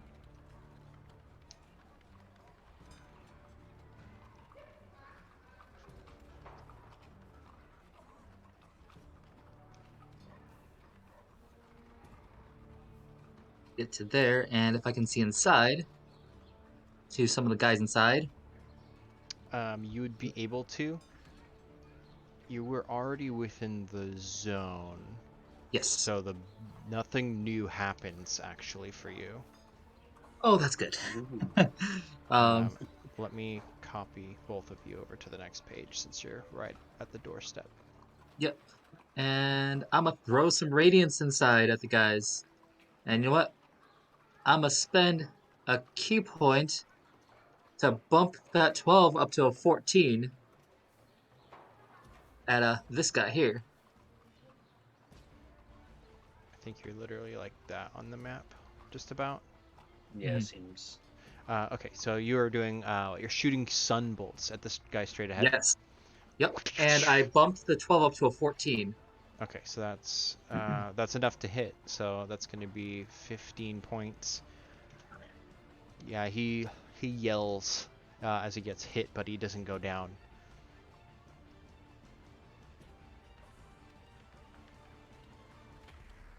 Okay, is that your turn? Yep. Okay. Alpha.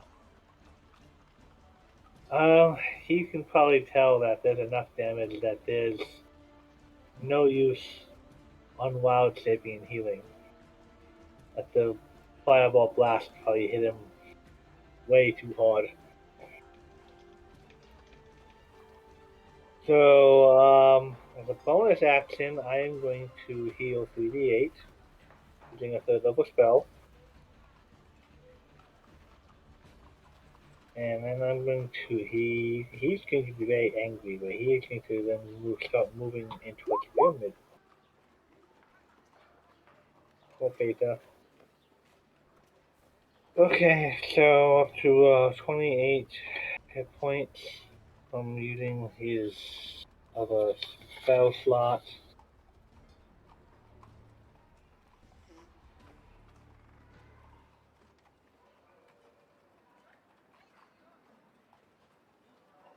Okay, and then 50 feet of movement.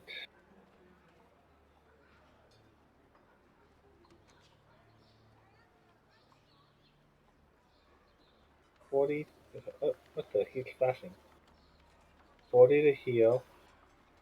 And then.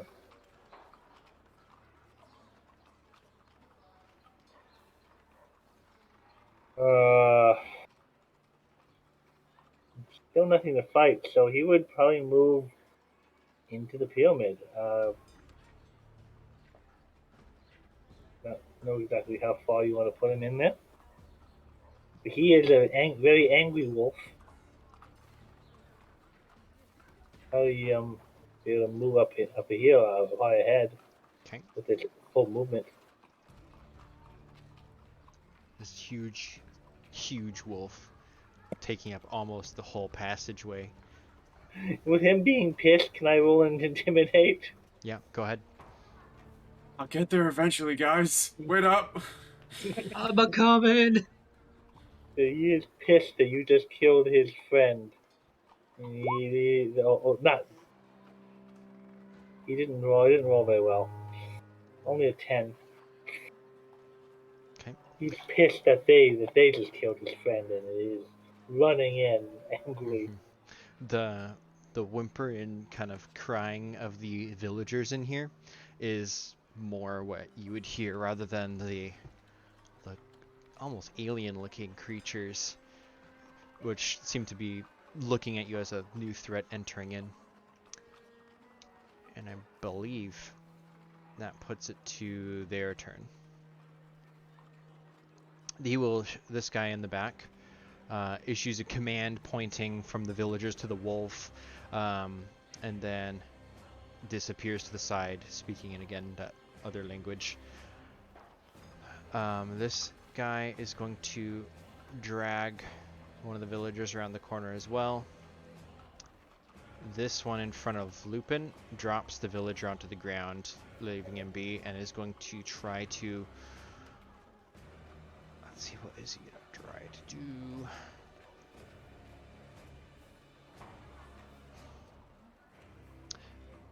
He is going to try... I don't even know if this would work, but that's what he's going to do. He's going to try to dispel a magic on you, but I don't think Wild Shape is actually something he can do that on. It's a magic class, but I don't think you can just. Now they're all magics that can force them to change shape, but I don't think you can't just dispel it. Okay. I believe that dispel magic only works on spells. That's which kind of Yeah. what my memory is too. I'm not going to bother looking it up. It's not going to work because of that reason. I just looked it up. While at least what I'm seeing off a quick search, Wild Shape, despite being magical, and can be able to be detected by detect magic, dispel magic only works on spells. Wild Shape, despite being magical, not being a spell, no effect. Okay. Some things like bone meme and other things that can affect it, but it's not like this magic. So he's going to look at the wand as if it's malfunctioning or something and just completely toss it aside and reach into his belt to pull out what looks to be this otherworldly scimitar, this kind of blued blade. This one here is going to try to shove the villager to that guy and play hot potato with it. But he doesn't really want to fight you either. And he doesn't want to cast Fireball in here, so he's going to go He's gonna try to hide on the corner there. He's gonna roll a hide action.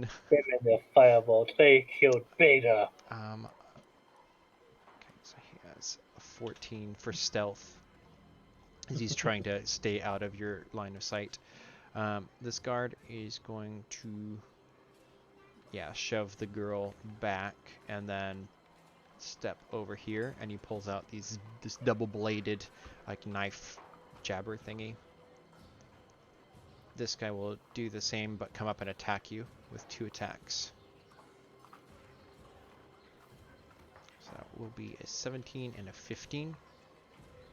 The 17 will hit. Okay, so 2d6 plus 2. That's 7 points for the stab. And then this guy will... and Thabash. Well, I'm kind of stuck behind this big wolf. But... He's still friendly to Yeah. you. He's Nashville. Can I... Because I knew the people... I saw the makeup of this room before Big Wolf come run in here, so I knew kind of generally who was all in here. Mhm. Can I roll a perception and see if I saw that guy kind of try and take hiding by Sure. the statue? Absolutely. Perception. An 11. Okay. In the chaos stuff, you're kind of seeing everybody moving around and stuff. He seems to slip just out of your view. Okay, then I am going to basically sneak or go past here and step to here, so I have more free range of my rapier, and I'm not necessarily like accidentally gonna miss and stab a wolf buddy. I'm gonna attack this guy with my first 2 attacks with my standard action. So here's my first attack of a 23 Okay, that hits. for 17 total damage, Okay. and that hits. my second attack of a 21 for 16 more damage. Oh wow. So it's Okay. 33 damage. How's he looking? He's definitely hurts a lot. Alright, You're then stabbed I'm around gonna- his armor pieces, and he's bleeding. I'm going to use my hasted action then, because I can take 1 melee attack as a hasted action and attack him again. Okay. A 28 for 12 more. He sweeps up to try to parry, and you nick him in the neck wound. Like his artery is now splurting blood, and he looks to be like he's on his death's door. Then I'm gonna re-roll that last damage for a Okay. D8 then. See if I can get more than a 2. So it's 2 more damage than 13, 12. It's 14 for that last one. So I don't He know if has that helps. 2 hit points left.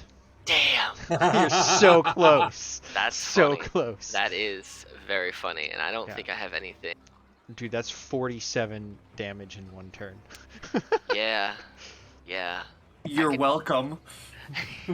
Yeah, I mean, I did a good amount of damage, but also because of, Piercer doesn't have any additional effects other than reroll damage and extra on a crit. So, is this a bonus action? I think it is. Yeah. So I'm going to end my turn. Yes, Okay. end my turn there. All right, Casimir. All right. Let's see here. So 5, 10, 15 will put me right in there. Now my passive perception is a 16, I believe. So do I see that guy hiding over there? If you want to go with your passive, then yes. Okay. Your passive would also notice that the eyes are now glowing on the golems. Oh no. Oh no. Okay. Well, that's not good.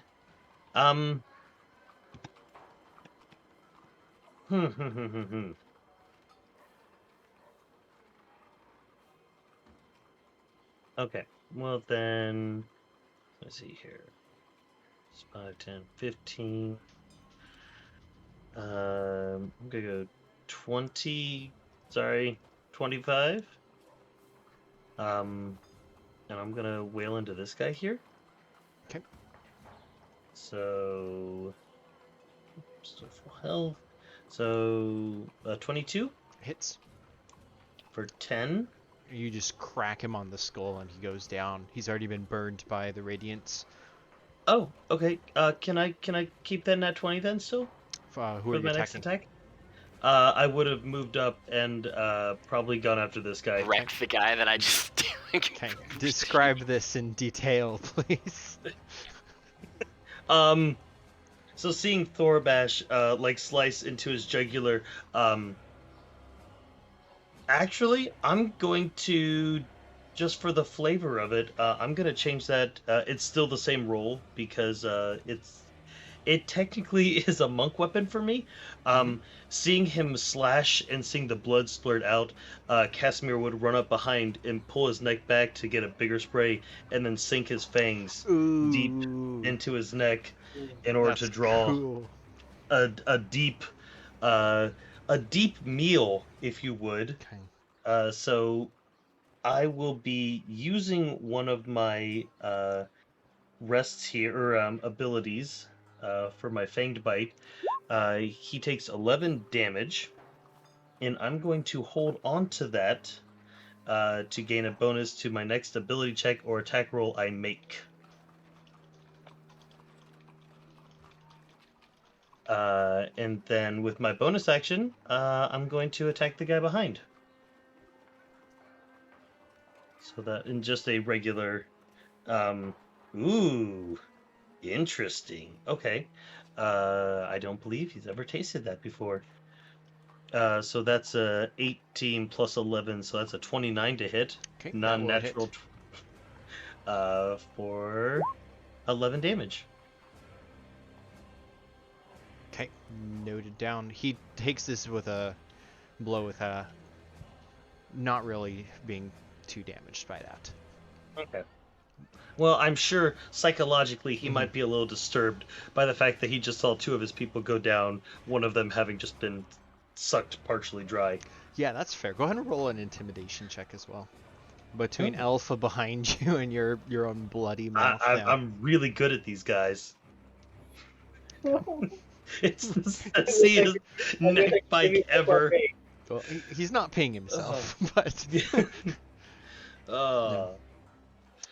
Okay. Really need to get some intimidation. This guy... he will trod on the poor guy. Oh no. Hold on, I need to go back to its stat page. Oh, can I use my reaction when Casimir bit in to kill the guy? Sure. I'm gonna use my reaction to Blood Curse of the Fallen Puppet him and make him attack his buddy behind him. Yes! Yes! Yes! I love the Blood Curse of the Fallen Puppet You see, so much. as Casimir bites in and like rips away, some of the blood kind of sprays up in the air, almost in my face. But I really quickly, like my eyes flash, and with my sword, it's almost like a painter's brush, and I just kind of redirect it, and almost like a puppeteer forming strings. And my sword being the controller of the body, you see the corpse kind of turn and take a attack on his friend directly behind him with his normal attack.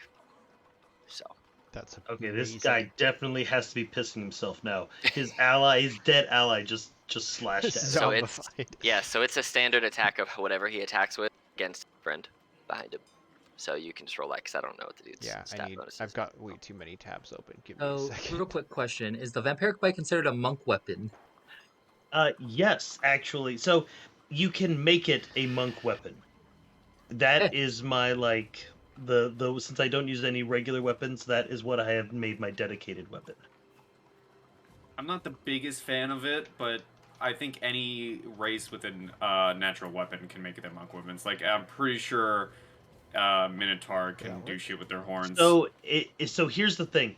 The reason I know that the Fanged Bite can is because the wording of the Fanged Bite is your Fanged Bite is a natural weapon which counts as a simple melee weapon for which you are proficient. So if the natural attack has that specific wording, then I believe it does count. But since this technically counts as a simple melee weapon, Jeez. So then dude just got Okay, wrecked that's by what I his buddy, figured. I huh? just wanted to make sure. Yep. yeah, I had to like look it up to see, but yeah, it's weird. Okay, so he stabs his friend for 7 points. I like it. So yeah, That's funny. and then he falls to the ground dead.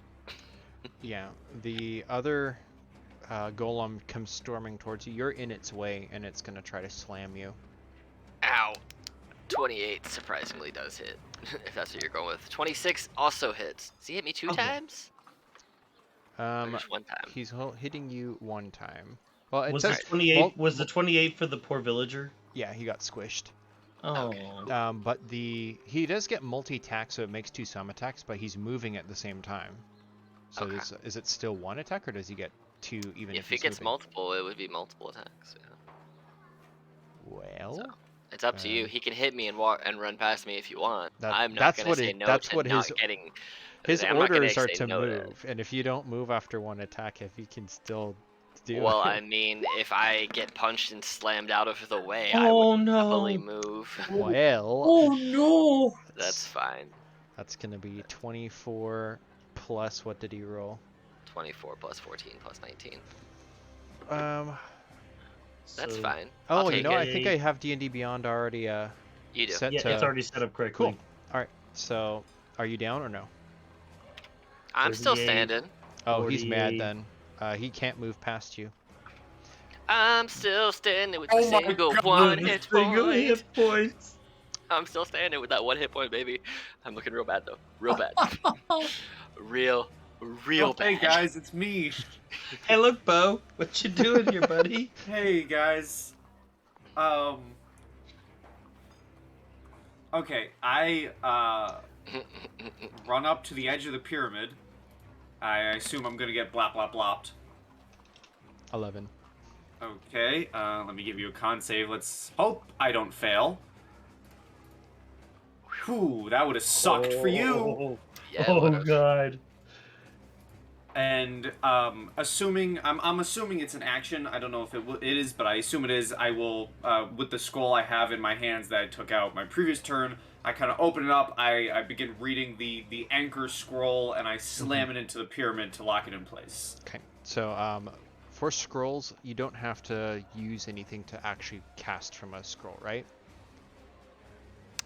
It's whatever the spell is, I believe. So if this yeah. is technically an action, if What- anchor is technically an action, you could rule however you like. But since it's your item, Yeah. But if it's an action to use, I'll gladly So use the action. We'll go with that. So you unfurl the scroll, use an action to cast with it, and heavily dropping into your hands is this giant cross-looking, piercing weapon, like a spike on the end, and you have this big, heavy, very almost evil-looking, I might add. Like Ooh. it's kind of shady. It's like emitting this kind of black haze wafting off of it, but you're holding this anchor in your hands, and it's ready to go to work.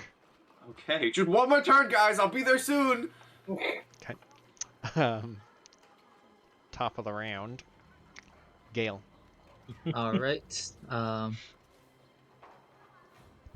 Going to. It's 30, 40.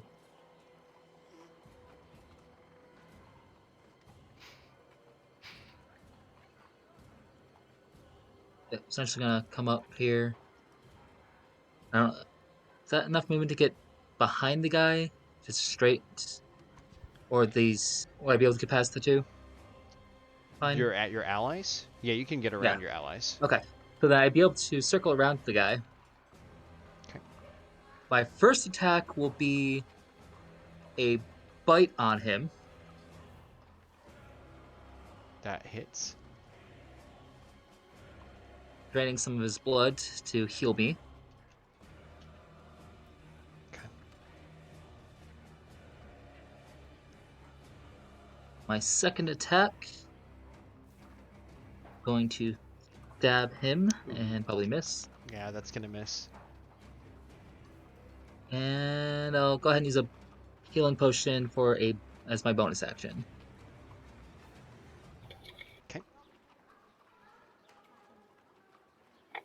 Then we're down to Alpha. And would I also get sneak attack with ally within 5 feet?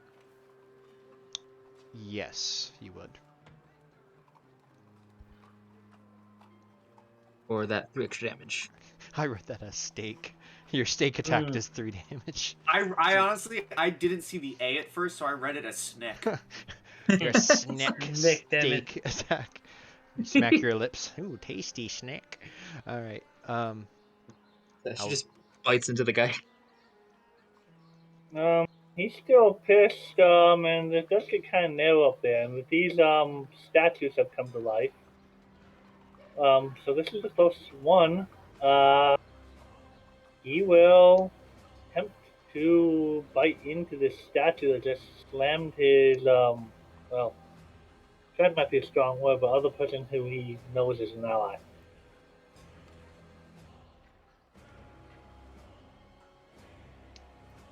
Okay, and you're attacking the golem? Yeah. Or the guy behind, who's now revealed, by the way, because... Okay. This is his cover moved. Yep. He's just in the corner. That will hit. Okay. So the bite will do 16, and he must make a DC 13 strength check to be prone. And I'm going to use favored foe, so another D4 damage. Not much. Okay. I don't see anything about it not being able to be prone, as your claws and teeth kind of rake against its metal. You're doing piercing and slashing? Yes, I believe the bite is piercing? I have to double check that. Okay. So noted down, and then I will roll a dex save for him. That is a 15. Pass. Okay. So it is still up. It kind of like holds its arm and gives it a shake, trying to dislodge you from it. Still slightly injured, so let's use second level spell to heal 2d8. Yeah, not great, but still. But,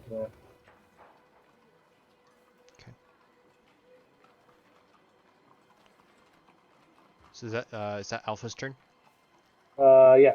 Okay. Thorobash. Okay. Oh. Well, that's easy enough. Gucci. Cool. Can I move into the square that's right here and to stab the guy that's behind the statue? And then step back into my spot so I don't actually ever leave the statue's melee range. I just kind of want to stand, take a couple stabs. Roll and an step back. acrobatics to try to like slide in between Alpha and, because he's like clawing and stuff, and you have to either go underneath or. Yeah, so we'll say you can. Give advantage with haste, don't you? That guy in hindsight. Don't you have advantage with haste? That's dex saves. dexterity saves. Oh, dex saves. Yeah. Okay. All right, Yeah, so I'm that's gonna. enough, yeah. Yeah, so I'm gonna step over there. I take 2 stabs at the guy, who I hope maybe is controlling this statue. I don't know. But here's my first attack on him. A 17 Yep. for 17. Yep. And then my second attack is a natural 20 Splurch. to just obliterate the man. Does the statue stay active? Yep. Ah, shit. Okay, cool. Well, I'm not stupid, so I'm gonna use my hasted action to disengage and then run away.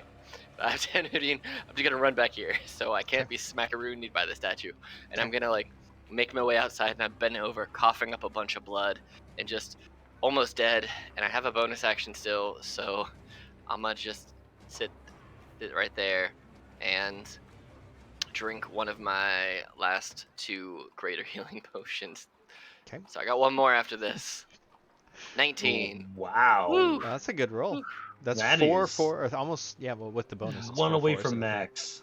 Cool. So I am at 20 hit points now instead of 1. And I'm just like coughing up blood, and I'm assuming at this point Bo just sees me like beat to shit, and just like I look like I'm having a real bad time. I'm real fast, but I'm having a real bad time about it. Yeah, and I don't care about the rest of the party right now. You have the jitters. I got the jitters, and it's like my espresso's coming down, and I got beaten by a concrete wall made of, well, concrete. So You're moving so fast. It's not that he hit you. It's more so that you ran into it. yeah, that is my turn. I'm feeling real bad about myself right now. A little better, but still not happy about it. But yeah, that's my turn. All right, Casimir. All right. I would like to play the bongos on this gentleman here. Okay. So 16. On this guy. Yes. Yeah. Actually, no. He's a youth warrior. That it hits him, but it deflects off of his armor. Fair enough. Second hit. That sounds familiar. Third hit. That connects. For There 9. is the fun thing that monks can do. I by know. Boosting. No, I know, but I'm yeah. So he Okay. takes the blow. He reels back a little bit from him, kind of looking over his shoulder, realizing he's kind of caught between the two. He also sees that the golem is starting to move up the hallway. He doesn't want to try to step in its way. Anything else, Casimir? Nope. That will be my turn. Okay. Attack of opportunity from Alpha, if you wish. Oh, yeah.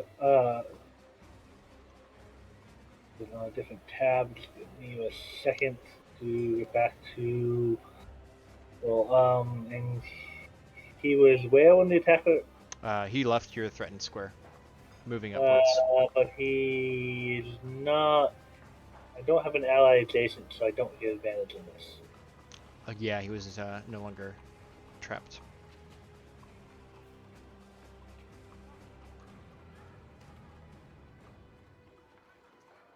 Ah! Oh. It scrapes against its back, doing no damage. And then he moves up, realizes there's another warrior in the wolf space, and he doesn't want to trample his ally, so he just turns around and faces Gale. He will slam you because he still has his attack.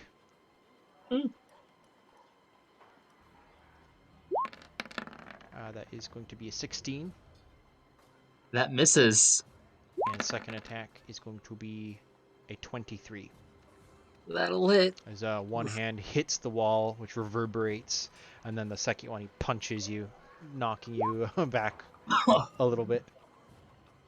And that is its turn. I'll just delete those out. Bo, we are shifting back I'm almost there, to our guys. favorite Bo. Oh, I take the anchor and with my half orcish strength, using my heritage from that side of the family, I slam the anchor into the pyramid. Roll an athletics check. The DC is 25 to break through the exterior of the pyramid. I'm not gonna beat it. I don't know how this thing works. Here we go. Natural 20. Come on. With a plus 0, it's possible. But unlikely. Okay. 12. You try to jam it into this. It's not even actually limestone. The outside is some sort of glistening blued metal, and it barely makes a scratch on it as you try to indent this into the outside of the wall. I see that I've done nothing, and I look around the corner of the pyramid, see Thorbash. Horrible. I will kind of assume to myself, I probably, I don't know how this thing works. I should probably do it inside. That's probably smart. It's an anchor. And I will move to the front of the pyramid so we can finally all be on that other map. Okay. I'm just like, yeah. You guys are doing really good. And I don't know how much movement it would take me to go from, the edge to the front where Thorbash is. You can just be there. It's okay. Okay. And I go right here, and I see what's happening. I look at Thorbash, and I'm kind of out of breath because I'm not used to carrying heavy things. This isn't really my thing. And I look at Thorbash, and I see him like jittering, and I'm like, in my head I'm like, all right, it's still working. That's good. And then I see that he's also bleeding, and I'm thinking to myself, go reading back of what I've read, and I think to myself, well, I certainly hope that's not your own blood, but it looks it. It is. It hurts. Big pain. Don't go in there, but also go in there. I assume it's safe to assume my action was to fail to put the anchor in. It was an action to attempt to put that in, so Yes. move into action. All Sorry, right, but it's very difficult to get that on the outside. Yeah, that's I figured, but I'm new to this. The guildmaster just gave me a scroll. I mean, I assume I did research on it, but I've never seen these used in action before. Yeah, I don't think you're. Have you even been in any of my spawned dungeons?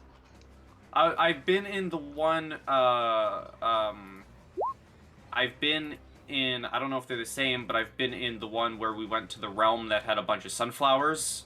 Yeah, that was one. Yeah. I was in. I don't think it was one of the. It might have been one of the dungeons where I was my goblin and Kenzie was her kobold, and it collapsed in on us, and we had to run away. Yes, that was another. But I've never seen the anchor used before. No one's used them in this manner. So this is new to me. We've always been taking the anchor away to get rid of the dungeon, not to try to keep it in place. Yeah, so, and I was told to lock it in place, so this is new to me. Despite any studying I may have done, again, this is all new to me. So my first thought would be slamming into the thing. Seeing that didn't work, I run to the front, see Thorbash is horrible, and I just I stand here looking inside with a oh boy. Oh no. And then it would go to Gale, top of the round. If Gale's be right back, or no. I think I'm going to try to disengage to climb up as high on the wall as I can. As a Dhampir, okay. So, yep. So you can climb up all the way to the ceiling. There are 10-foot walls. The stone golems occupy the entire opening of the area. So, I mean, you could try to maybe crawl past, but it'd be attack of opportunity. Basically gonna like move over here to the more center, disengage and climbing upward, and bonus action a potion. Okay. And are you on the ceiling or the wall? Probably gonna get as high as you can. Okay, so you're 10 feet on the ground on the ceiling. Okay. Yeah. And you disengage, so he can't swipe at you. Though technically you're still within his threat radius, since there's 2 squares tall, basically, so you're still within range. Is that your whole turn? Disengaging was the action, and potion was the bonus action. Okay. Alrighty. Alpha. Alpha will move up here against the last fleshy creature and try to do some rage fighting. Did a 14 hit? No. His armor is too strong. Do you only get 1 attack in your wolf form? Right now, after this game, I'll level up to a 5th level ranger and I'll get 2 attacks. But gotcha. At the moment, I only get 1 attack with advantage to the pack tactics. Yeah, with him being armored, his armor is 17. But how far am I down? Is it worth casting another spell? To use heal, combat healing.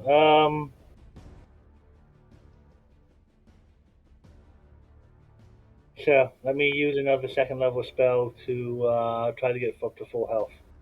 Okay.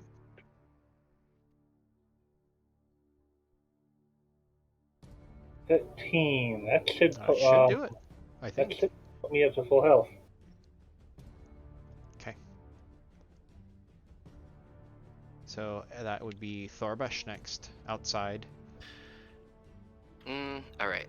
I'm upsetty spaghetti, is how Thorbash is feeling right now. All right, and I know where stuff is. I have all the movement in the world, so I'm gonna go 5, 10, 15, 20, and I have like 40 more. I assume I can see this guy and the 2 golems, Yeah, and you- all of you my can see. compadres. Mhm. All right, so since I can take disengage as a hasted action, that's 20 feet. I'm gonna move in and try and stab this guy. So 20, 25, 30, and take some stabby stabs against this guy right here. So here's this. My first attack is a 23 for 13 damage against that guy. Okay, that is 1 healthful away. He's at 48. All right, and then here's my second attack against that guy for that much.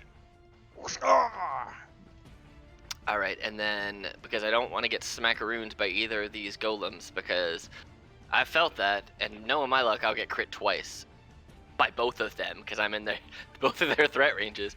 I'm gonna disengage as my hasted action, the rest of my movement to step back. So 5, 10, 15, 20 to right there because I have like 60 feet of movement. Technically, as my this standard. guy did. He's in that square. Technically, Okay, I just made it so he was out of the darkness. No, you're fine. I just wanted to ensure Mhm. I don't catch these hands from these golems because they're big and hefty, and I don't like them. But that is my turn.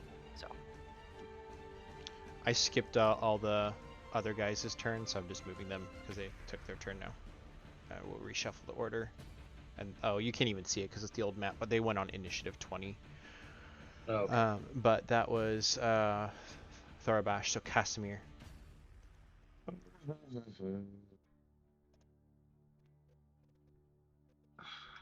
What do I want to do?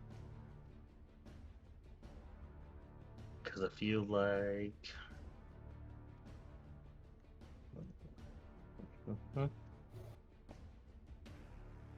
So there's no other, like, way to... Like, these guys are taking up the entire floor to ceiling, correct? With crevices around their silhouette, yes. But okay. But Yeah, I mean, it's basically, yeah, okay. you'd have trouble getting past them, unless you wanted to try to find some sort of alternative.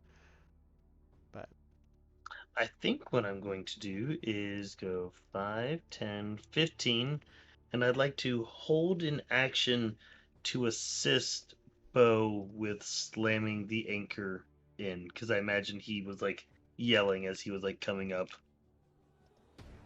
okay, perfect. And so that is your turn? Yes, that is my turn. Okay, the golem's turn.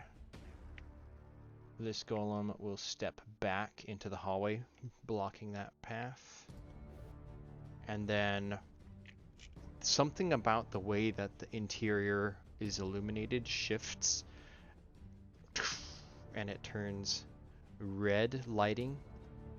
Everything's kind of glinted with a more of a reddish gleam, and you hear almost echoing from nowhere but everywhere is this alien voice of something that nobody can speak the language, I don't believe, but it's everyone can roll just a basic intelligence check to see if you can kind of get the gist of what's happening. So straight up Got intelligence. nothing. Just intelligence. I'm smart, guys. I promise. I'm seeing red from all the blood in my face from my I rolled own well, even if I minus. So, Alpha is the only one in your wolf form. You kind of look around, kind of growling and ready to bite more enemies or whatever might appear. But you can tell that the sequence of the words in whatever language it is, it's basically going... There's like some words at the beginning, you wouldn't be able to tell what it is, but then it's very synchronized 10, 9, 8 type of a thing. Bo, get in here. It's now Bo's turn. Get in here.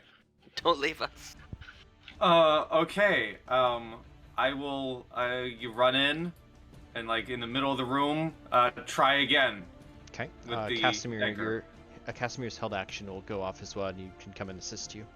Okay. So you can roll. It would be athletics again with advantage inside All you're gonna need is a 12 if you can get it. I certainly hope I can. Here it is with advantage. Just a straight roll. I have a +0 to athletics.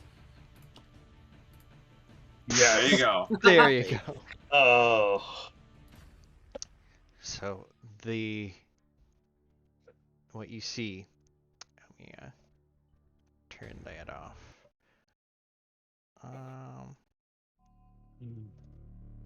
Gotta love assists. So you are all inside the pyramid, and what the red kind of light maintains, and everything just kind of stands still for a second. The golems are not moving; they're blocking the hallways, and as the anchor struck in, the kind of black fog that emanates out of it seems to latch into the ground and spread almost like dark tendrils through the metals, and then they absorb up onto the walls, like a root system, if you will. And 10 seconds pass, or 2 rounds, whatever it is, and the pyramid tries to blink away, and everything goes kind of static for a moment. Everything kind of looks like it's fizzling in and out, and from the inside you're all kind of knocked to the ground because of whatever is happening with the anchor. And after a second, kind of on the ground, Gale, you make a reflex or dexterity saving throw since you're on the ceiling. I also have slow fall if that helps. Yeah, you're not taking damage. It's just if you're on the ceiling still or not. Dex save. Okay.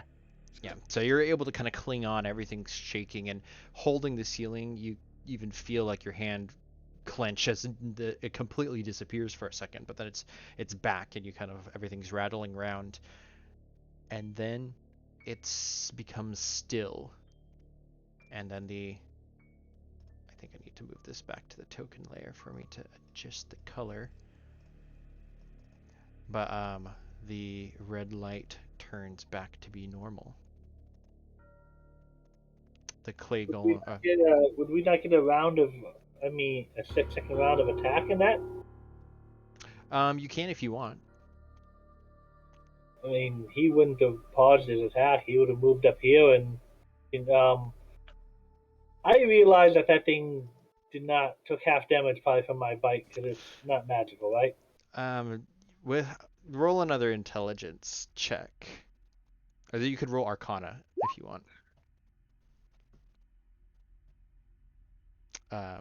Unfortunately, yeah, you wouldn't know.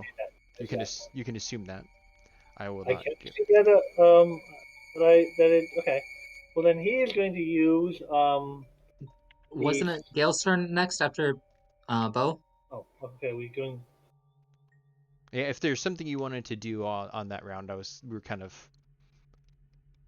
thinking we were out of combat, though that kind of makes sense that you guys want to keep going at these guys. I don't. So We'll use primal savagery then instead of a regular bite, so his teeth would drip with acid and try to use that instead of a regular bite. So the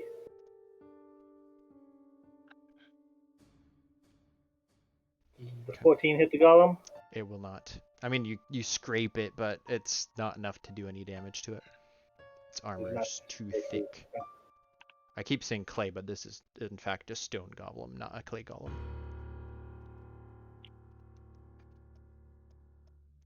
So Gale, if you wanted to have taken a turn as well, you may. Yes. Healing potion bonus action because stocking up on healing potions is good.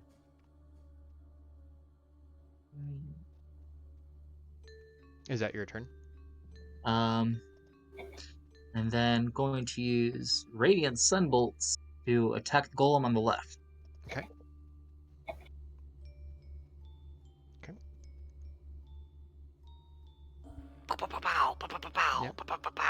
Yeah, That's how I imagine your sunbolts go. Yeah, and the radiance is like dissipating, going in all directions, is like splattering against its metal, and it seems to be doing a little bit against it. That second one did hit. And then that would be my turn. Okay, and then Alpha would have gone up and scratched against it.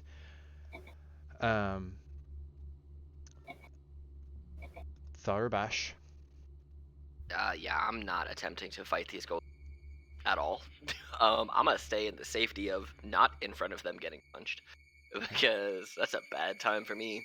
And while I still have an AC of, actually, since it's basically 2 rounds, can I tell Bo to drop the haste spell? no, I was about to do that once we got to I was me. gonna say, because I've been hasted before on this character. As soon as it ends, I have to take a round of doing nothing.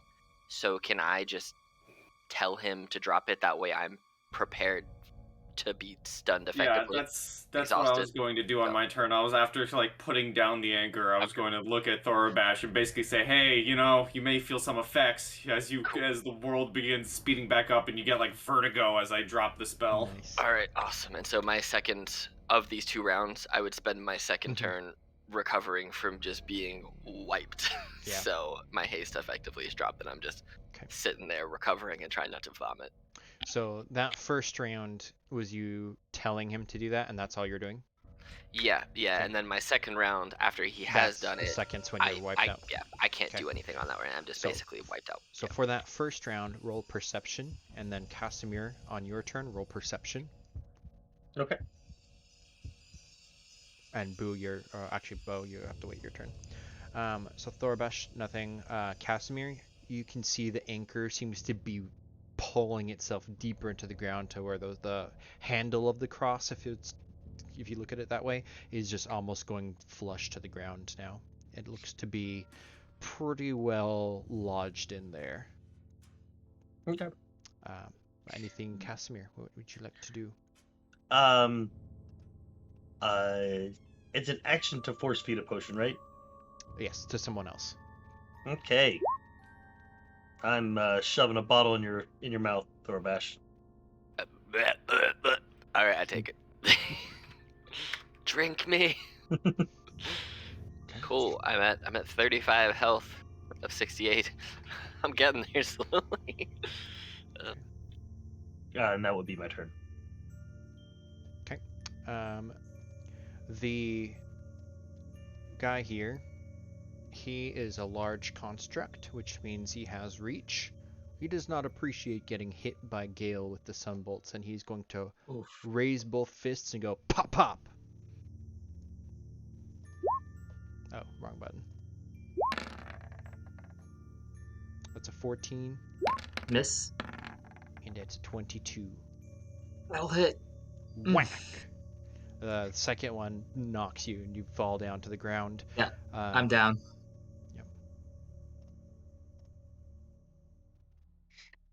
The other golem also doesn't like to be clawed by the wolf and will pop at you too.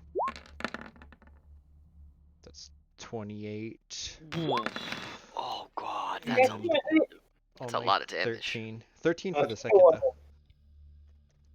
But 27 damage. Okay. Yeah. Down to 10. In my, Mhm. wolf form, in my wolf form, at least. Bo. I can say you would notice that the anchor has submerged itself into the flooring Okay. deep. So I obviously don't want to go near these things. So I seeing this one, I kind of position myself so I can get a look at it. Mhm. And I open up my book and I pull out 3 glowing motes of energy as I throw 3 darts of magic missile. So here are the other 2. There you go. Okay, so that is 8. was the +1 on each of them? Yeah, it was. Yeah. Okay. The first one was just so I can get the cast through Yeah. on D&D Beyond, Sure. and then I just hit the button. And as I cast that and I throw out the motes of force at this guy up here, I just look at the other 2 behind me and say, someone has to inform the villagers to be safe. I'm going outside again. Stay safe. And I walk back out the doorway and I kind of just see if there are any villagers around. I just begin shouting at them to, stay in their homes, stay away. this is now like official guild business. Please stay back. Gale, I would need you, unfortunately, to roll a death save. Yep.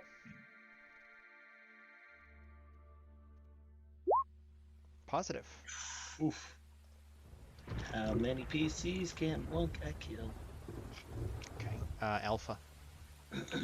A bonus action, I'm going to try using my last second level spell and heal 2d8. Ooh, nice. Back up to 25. And that was on Gale? No, that's combat wild shape. Oh, that's the. Okay. I can only do that myself, and Okay, got it. it's a bonus action. You can, and it's the circle of the moon thing. You can burn your spells as a bonus action to keep yourself healed. But I can't heal someone else. Gotcha. And then I will attempt to keep my acid, trying to bite this thing with acid bite, with the primal savagery through the staff. That's okay. 22 hit. That does hit, yes. Okay, so it's 2d10 at this level. Does a whole damage count as acid, or is the acid rolled separately? It's all acid.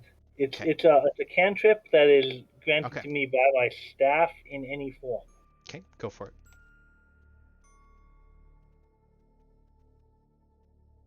Mm, 10 damage, but I still have that favored foe on him, so that would be another 2 damage. Okay, and all of that is considered acid? Well, the 10 is acid, the 2 is magic. It's just generally like, Okay. That works. I'm not I sure. think it's similar to Hunter's Mark and Sneak Attack in Gotcha. that whatever you hit him with, it takes on that same damage quality. So I think that's how it's supposed to be, but Yeah, so your teeth will leave a big scrape, almost like bear claw marks in a rug or something. You can see that it's left a mark. And Bonus action and action. okay, Tharbash. all right.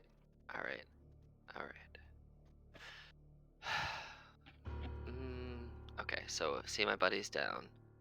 So I'm not having good luck with surviving without potions. So can I run and try and do a medicine check to stabilize Gale, and then use my like bonus action, a little bit of movement to try and drag her out of the way, or would that take an attack of opportunity from? No, I know Gale's mobile, so I'm gonna try and stabilize Gale, as to let them not die. Okay, so you so I'm can gonna- get over just outside of the Mhm. range of these big stone fists.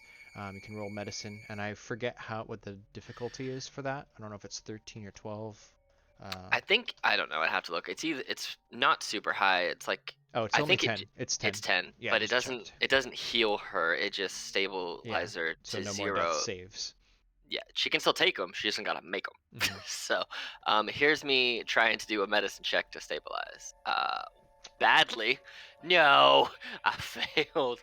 Okay. Well, that failed. That didn't work. Man, that was my action to do that, so I can't attack with a bonus action.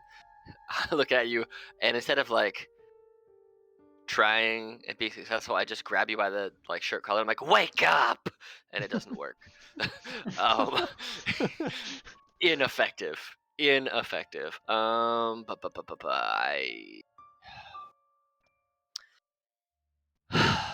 Well, crap. Yeah, I got nothing that I can really do as a bonus action, so I'm just gonna go ahead and step back here by Casimir and end my turn. And it's up to Casimir next. I tried so hard and I failed bad. Casimir just sort of looks at Thorbash and like just sort of shakes his head. I don't know other people's blood. I know my own. What do you want from me? Go up and force feed a regular potion of healing into Gale. That will work. Just glug Uh, glug glug. 5 HP. And then if I were to try to drag her out, it would be an attack of opportunity, correct? You would be leaving the threat radius. Well, yeah, I'd be pulling her out of the threat radius. Mhm. It's a question. For Gale. Yeah. So. But Okay. Gale is being forced to move. That's true. A force move does not provoke attack of opportunity, to my recollection. So that you could try that. Okay, then I would attempt to drag Gale back, 10 feet to here. Okay, just roll a athletics check. Oh, I'm good at these. Gale, what's your constitution score? Constitution score is a +1. It's 12. Okay, so try to beat a 12. I failed. I got a 3. She's heavy. She's a heavy girl. All right, then I'm just gonna leave her there, knowing He's that only I at least brought her 145 back. pounds. He's a weak boy. Yeah. Okay. I punch things fast. Okay. I don't do the strong. Okay. The one golem does not move. The other one, having been clawed, is going to wham wham on Alpha again. That is a 17. Yep. And that's a 25. I think that's gonna... 40 damage. 40. Yeah. 15 carrying over. Holy smokes. Yeah. Okay, so I've got 25.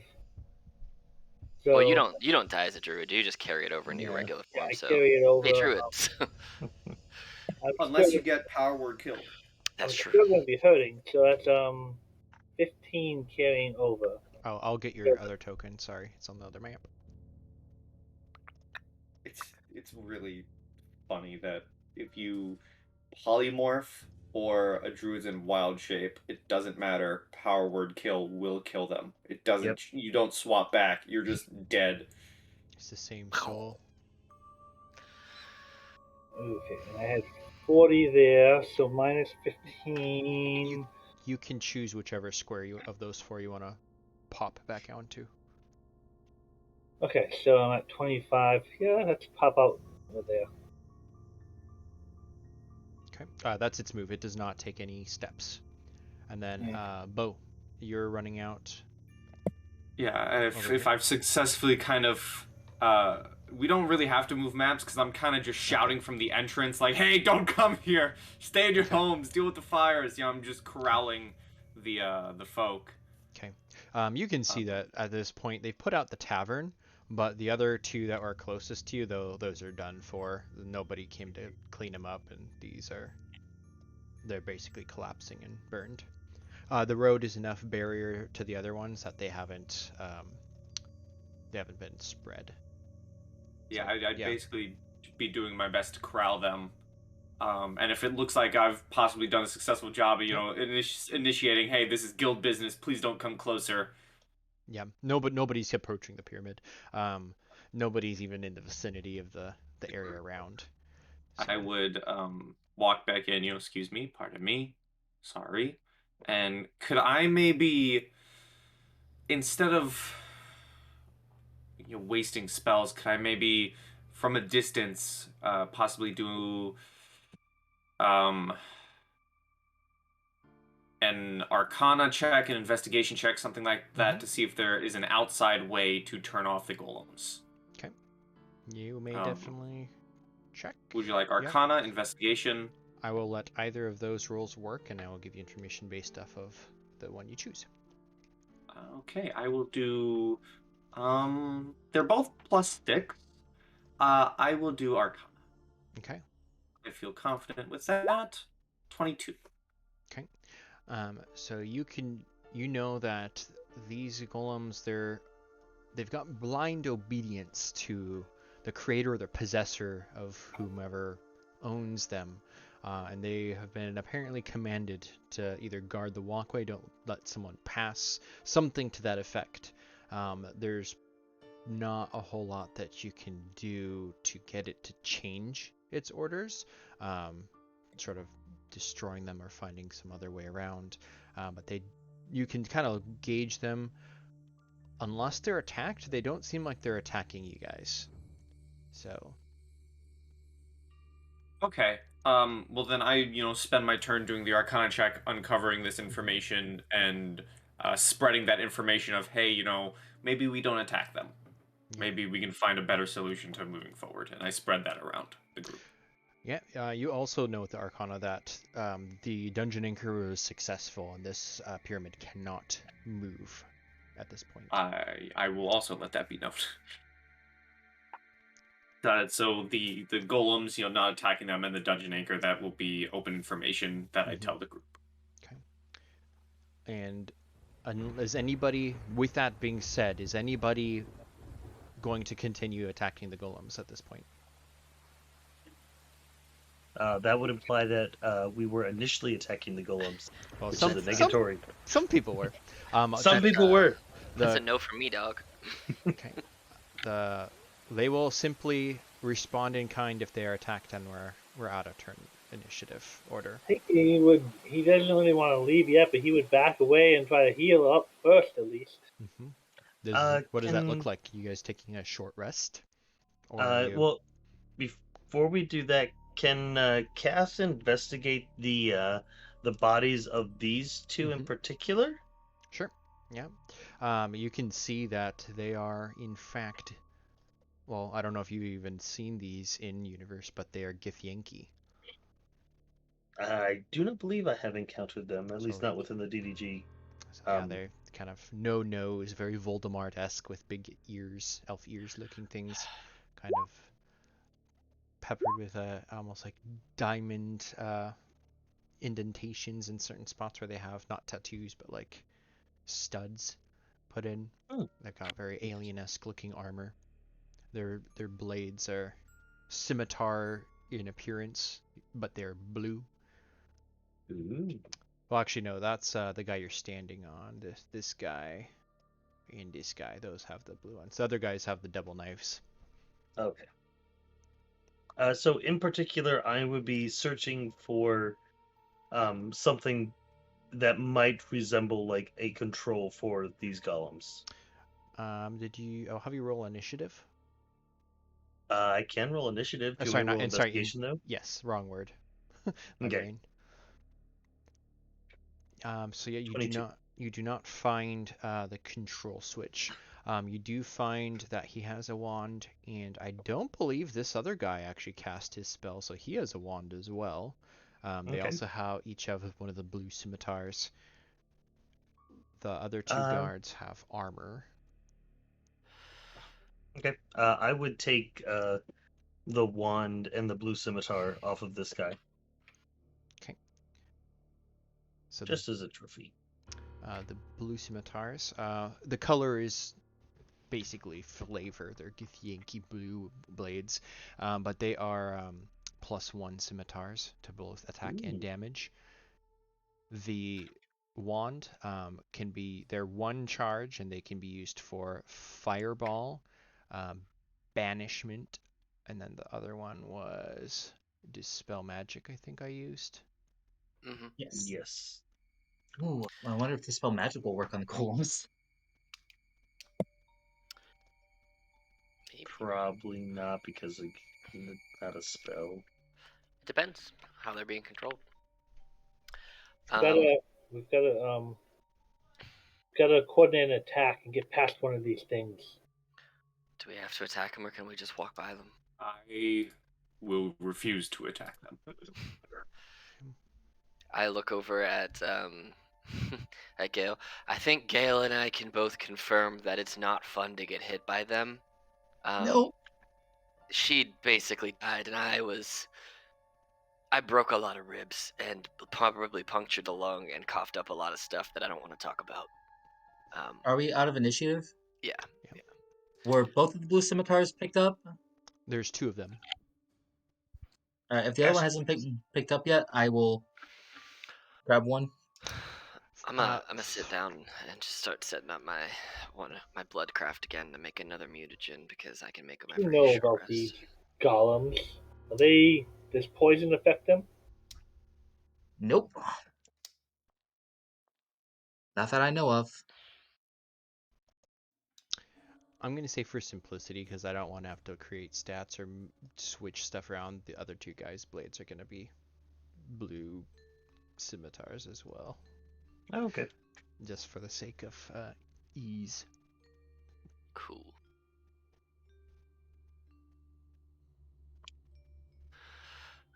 Are we taking a short rest? I would very much approve of that. I'm gonna roll some dice then. Yeah, nothing's happening on their side, and if you all want to roll I guess a history check. Are they fey fiends or undead? These are constructs. Dang, it's worth asking because I get advantage on like all my intelligence and certain checks because of my blood hunter stuff if they are that. But hey, It I don't know doesn't if matter. I roll a I don't 20. know if I would know anything extra having my own golem similar to these or not. The history check is for something else.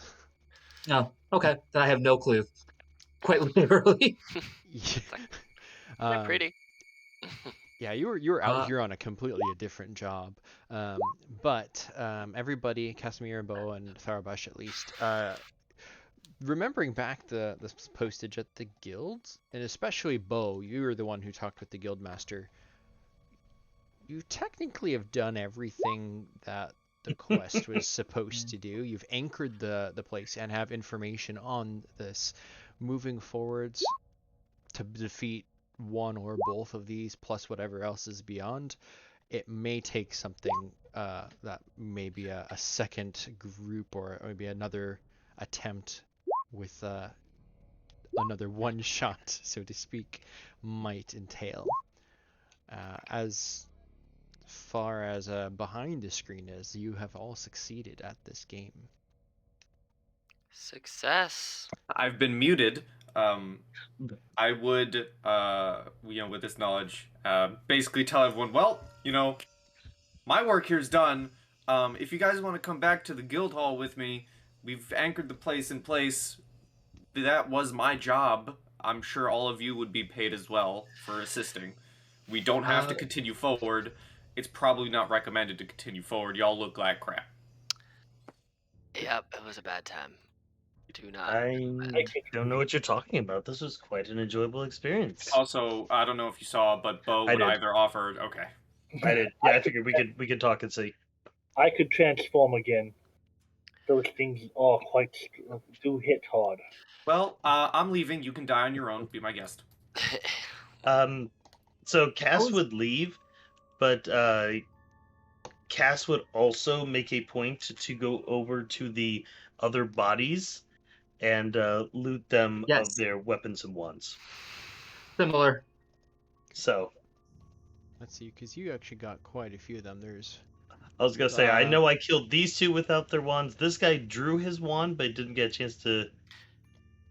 Oh no, sorry. This guy up here drew his wand, but didn't get a chance to cast anything. And these two were just straight clean kills. These guys also, they used theirs. So I exploded a man. This guy used his. This one, he was in the explosion, but he was on the ground.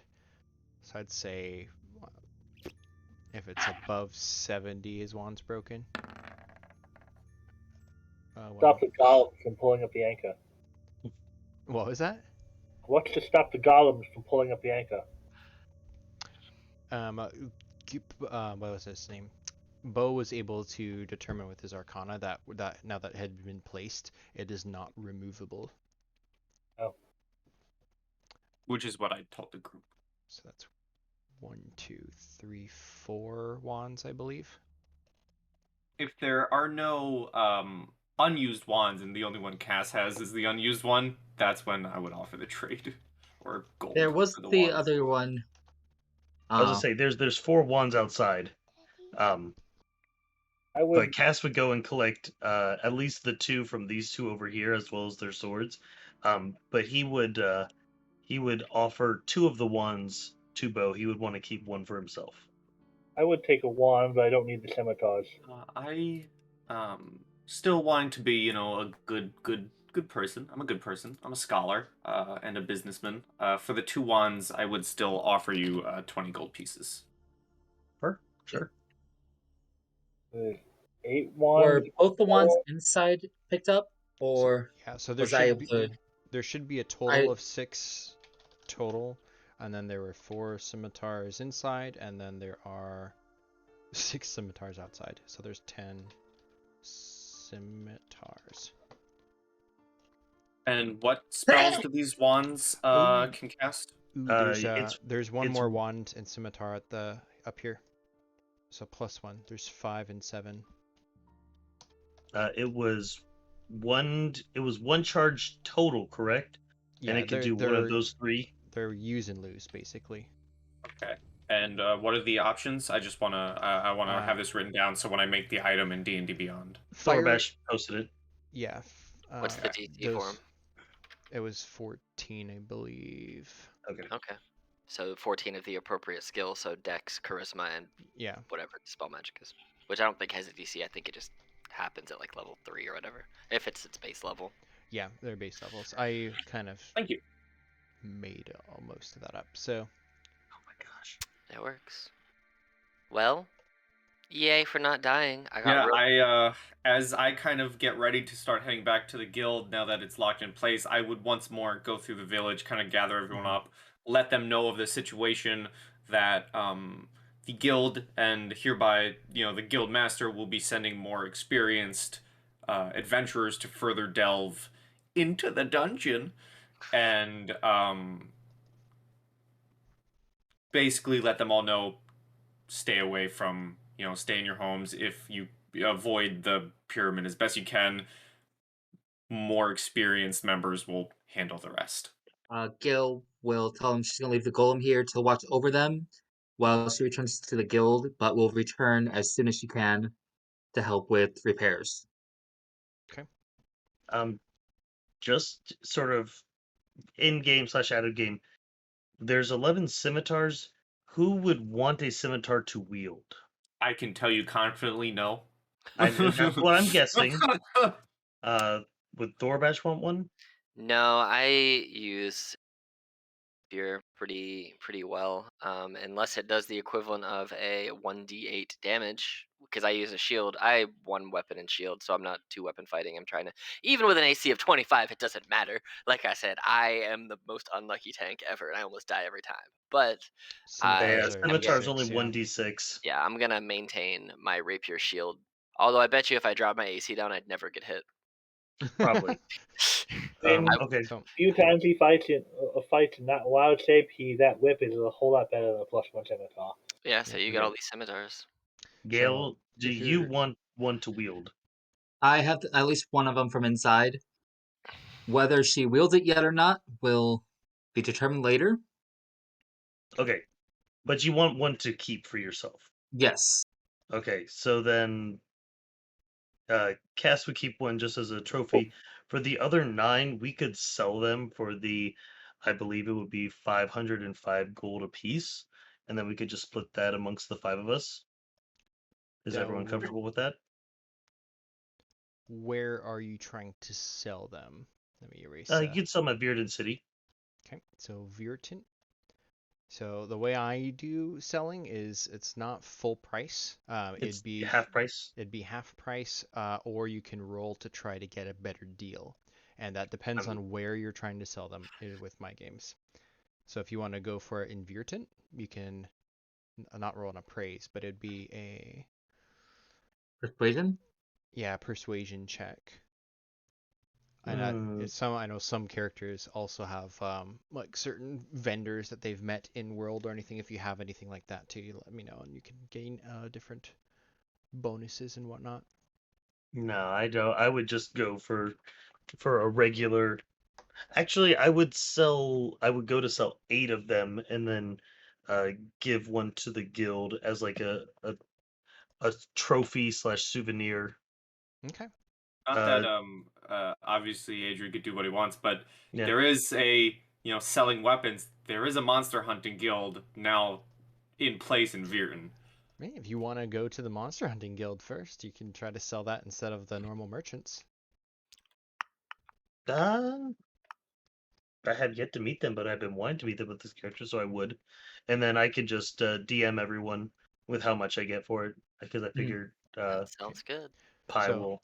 So that up. before we transition fully back to Virton, I want to know back in River Road, is there anything anybody else wants to do? Oh, this is the wrong mini map. Would wrap up Beta's body and Mhm. bring it back to the 100-acre circle. Poor Beta. I'm going to give everybody inspiration for Hey. dealing with all my craziness. I'm so sorry, poor Beta. I think my final event in River Road would be the act of letting everyone know the information that more experienced adventurers will be on their Mhm. way, and that's basically my final act in River Road before I head off to Virton. Okay. Yeah, we'll put up some rope to block off the area. Like, Construction rope. yes, basically she'll put up Like the police, like do not Crime cross. scene. basically where, like, the safe zone where do not cross past this line or you will probably get hurt or killed. Yeah. Investigation in process. Do not cross. Okay. And then Thorbash should probably take some time as people are kind of doing this stuff. And my carapace, which is part of my body, has a giant crack in it from the multiple stone steel fists I took. I'm going to spend some time working just to, repair my body. And then kind of just recover a little bit. And then once it looks like Cass is ready to go, I will continue on my travels with Casimir. Since Casimir has kept me alive so far, I'm gonna keep this train rolling. Because while I'm supposed to be the protector, I take the beating, and then he brings me back to life. I'm the I meat think shield, one literally. final thing before Bo left would be he would ask Thorbash if he'd be willing the next time they happen to cross paths to speak further on about his order of blood hunters, so that Bo may learn more. Yeah, we can talk about that. If you know anything about me or potion, maybe I can give you a little rundown. But the stuff I make won't really help you. But I can kind of give you a breakdown of how it works, since I rely more on my intellect to solve my problems than I do past experiences, which is probably why I don't necessarily always learn from the beatings I take. But here we are. Well, the next time we meet, I would love to learn. All right. And yeah, then I will just go and do a little bit of resting and kind of recover some. Fun fact, just for flavor, because I have it, I just never use it. I have a music called Reconstruction, and that's actually what I would make to reconstruct my carapace, my body. So basically, if I have less than a half HP, I keep getting hit points for an hour. So basically, I would just imagine that I make it thicker into like the salve, and I rub it right down across the crack and almost make like a glue, and it kind of like surgical glue, but it kind of like forces my carapace to grow back together over the course of the next hour. Not that it really works that way, but flavor, I think it sounds fun. I love So it. that's how I'm doing reconstruction, because reconstructing my body from being broken. So Alpha does knows one he can't push his way in there by himself, but if he would want vengeance if people are going back to this pyramid. Are you gonna stay there and wait for the next party? Well, he first he has to go back and to give him a burial, but he would Okay. be in the area and he would be at least keeping his eye out for waiting if he hears another party going in there. Sure. Yeah, in the world, it would be fairly immediate. As soon as you guys get back, there would be another party assembled to send straight out. So it would yeah, not have a long um wait. so with the wands, like they only have one spell, Yes, one like one charge and use. then they're gone. Yep. So you have three spells to choose from, but only one charge. Yes. That's why the guys were not willy-nilly throwing spells everywhere. For this, you all can note down you have inspiration, and you can use that for the next game unless the DM declines for whatever reason. But you get that as a reward, and as you leave and you go to Virton, first off, you're keeping all the wands, right? So there were 7 Yeah, total I wands. got one. Lupin Yeah. took one, but I have 2 of them. Okay, so that's 4. I have at least, I think I have 1 or 2. I mean, I don't really have any use for. I mean, I could take some, but to be honest, I'm probably gonna forget that I have them and not use them because this character is not necessarily one that uses magical tools in combat. More often, they just depend on their martial capabilities. So I will leave to somebody else. Okay. I Bo, you want a third one? actually, whenever I get back, I would probably like Casimir with one of the scimitars. I would offer one of the wands to the guild itself. Okay. To kind of keep for maybe future study. Okay. And then so those are the wands. For once you go to Virton, who's doing the selling for the scimitars? I was gonna take him to meet up with the Monster Hunters Guild, since I know that they're very much into forging weapons and armor and things. Okay. So go ahead and roll a persuasion, Yeah, I'm good at these.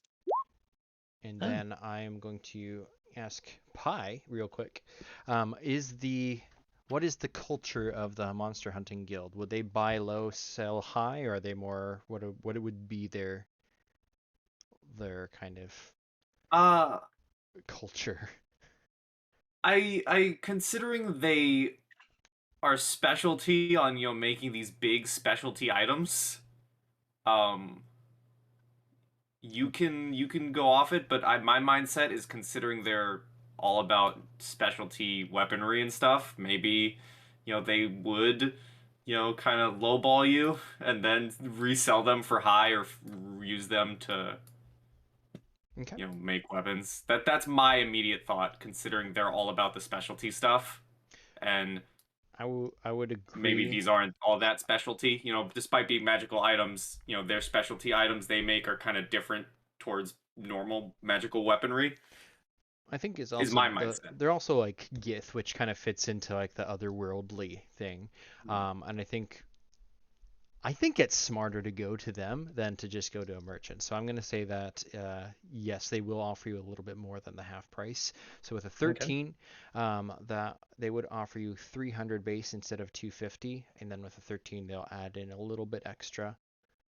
We'll say 30 additional gold. So 330 gold per, and you're selling how many of them? Well, so half price on them is 505. A plus one weapon's 500. No, they're 1,000 on the buying guide. Yeah, they're 1,000 plus the standard buy. Yeah, it's 1,000 plus the standard price. Yeah, okay, well that's weird. I would not have priced it that way. So do you want to just say 600 then? No, I don't really want to. Hey, if you want to do a massive overhaul and reduce the prices and all the weapons, and I will myself tonight. Be 500 gold less than what they cost. I did not make that buying guide, so I take no blame.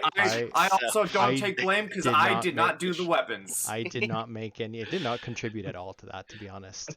Well, then blame Sammy and Mackenzie. It's got your name on it, though. It does have your name on it. Yeah, I didn't do the weapons. When I pull it up on my computer.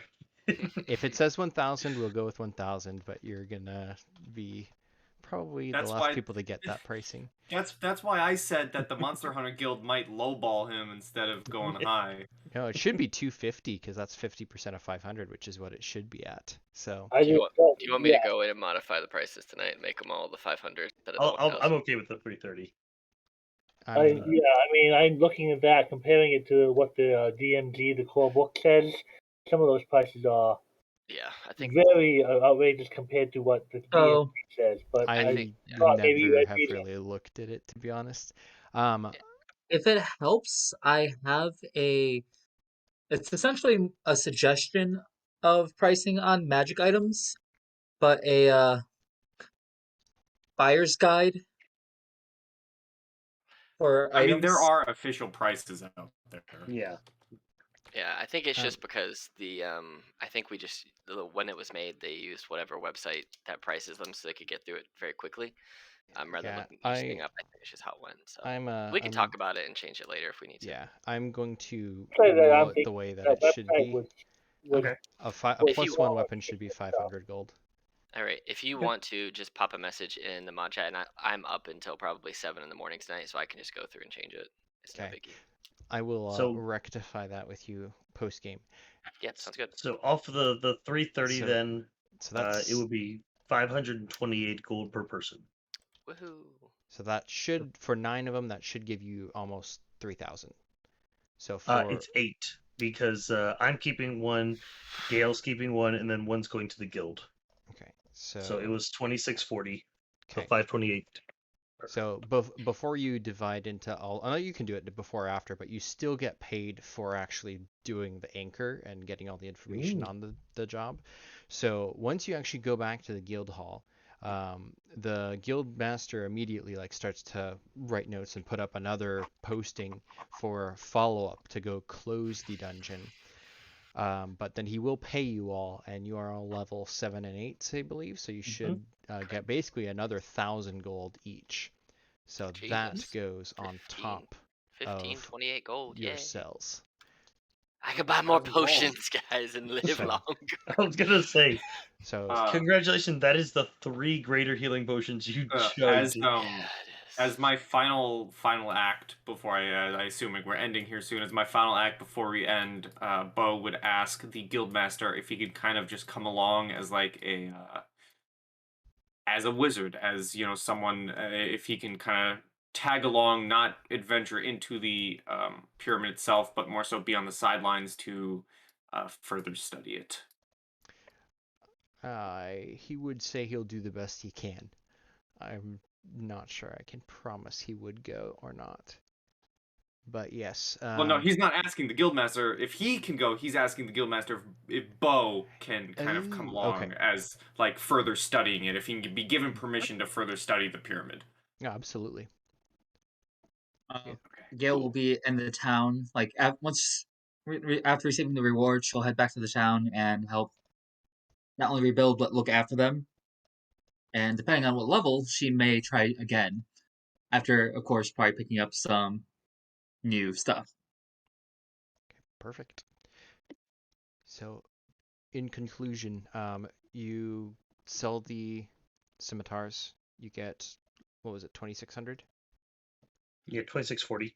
The total is 1,528 with everything. Plus 5. Yep, 1,528 gold. And the guildmaster pays in platinum for simplicity, so you get 100 platinum from him. But from there you can do it however you wish for your records. But that will complete the Blink Pyramid, the Cult of the Blink Pyramid. At least this turned into more of a part 1, which is kind of the intention. I hope, in conclusion, as we finish, I feel bad about killing your wolf. It's alright. I mean, stat wise, I mean another wolf with the exact same stats, but I mean, I'll find a different token and have to give another name to it, and it's Always a risk that rangers take when bringing animal companions into a fight. so I'll have to find another token, and it says the wolf that has been with him since the beginning is dead, so it's a sad RP Yeah. moment, but he's got a thriving pack back at the 100-acre circle. I will say that the amount of like villagers and stuff and the amount of burning the town, I did far less than I thought I would, and you guys murdered all those guys. Even though Listen, having the Flash in our team from the get-go really helped. Yeah. yeah. Yeah. That really quelled the cultist issue when 3 of them were dying with 2 attacks. Absolutely. I think about over half the party was monks. Yeah. Well, I took a level in fighter, guys, so I'm gonna do 2 more levels in fighter, and Yeah. So, Ooh, what subclass? I don't know. I'm thinking maybe Eldritch Knight, maybe Battlemaster, because I've always wanted to play one and never given enough love. Or maybe just go wild and do like Rune Knight or something like that. Oh yeah. Depends on what your demon daddy wants. It's a pit I fiend. forgot about Get it this. right.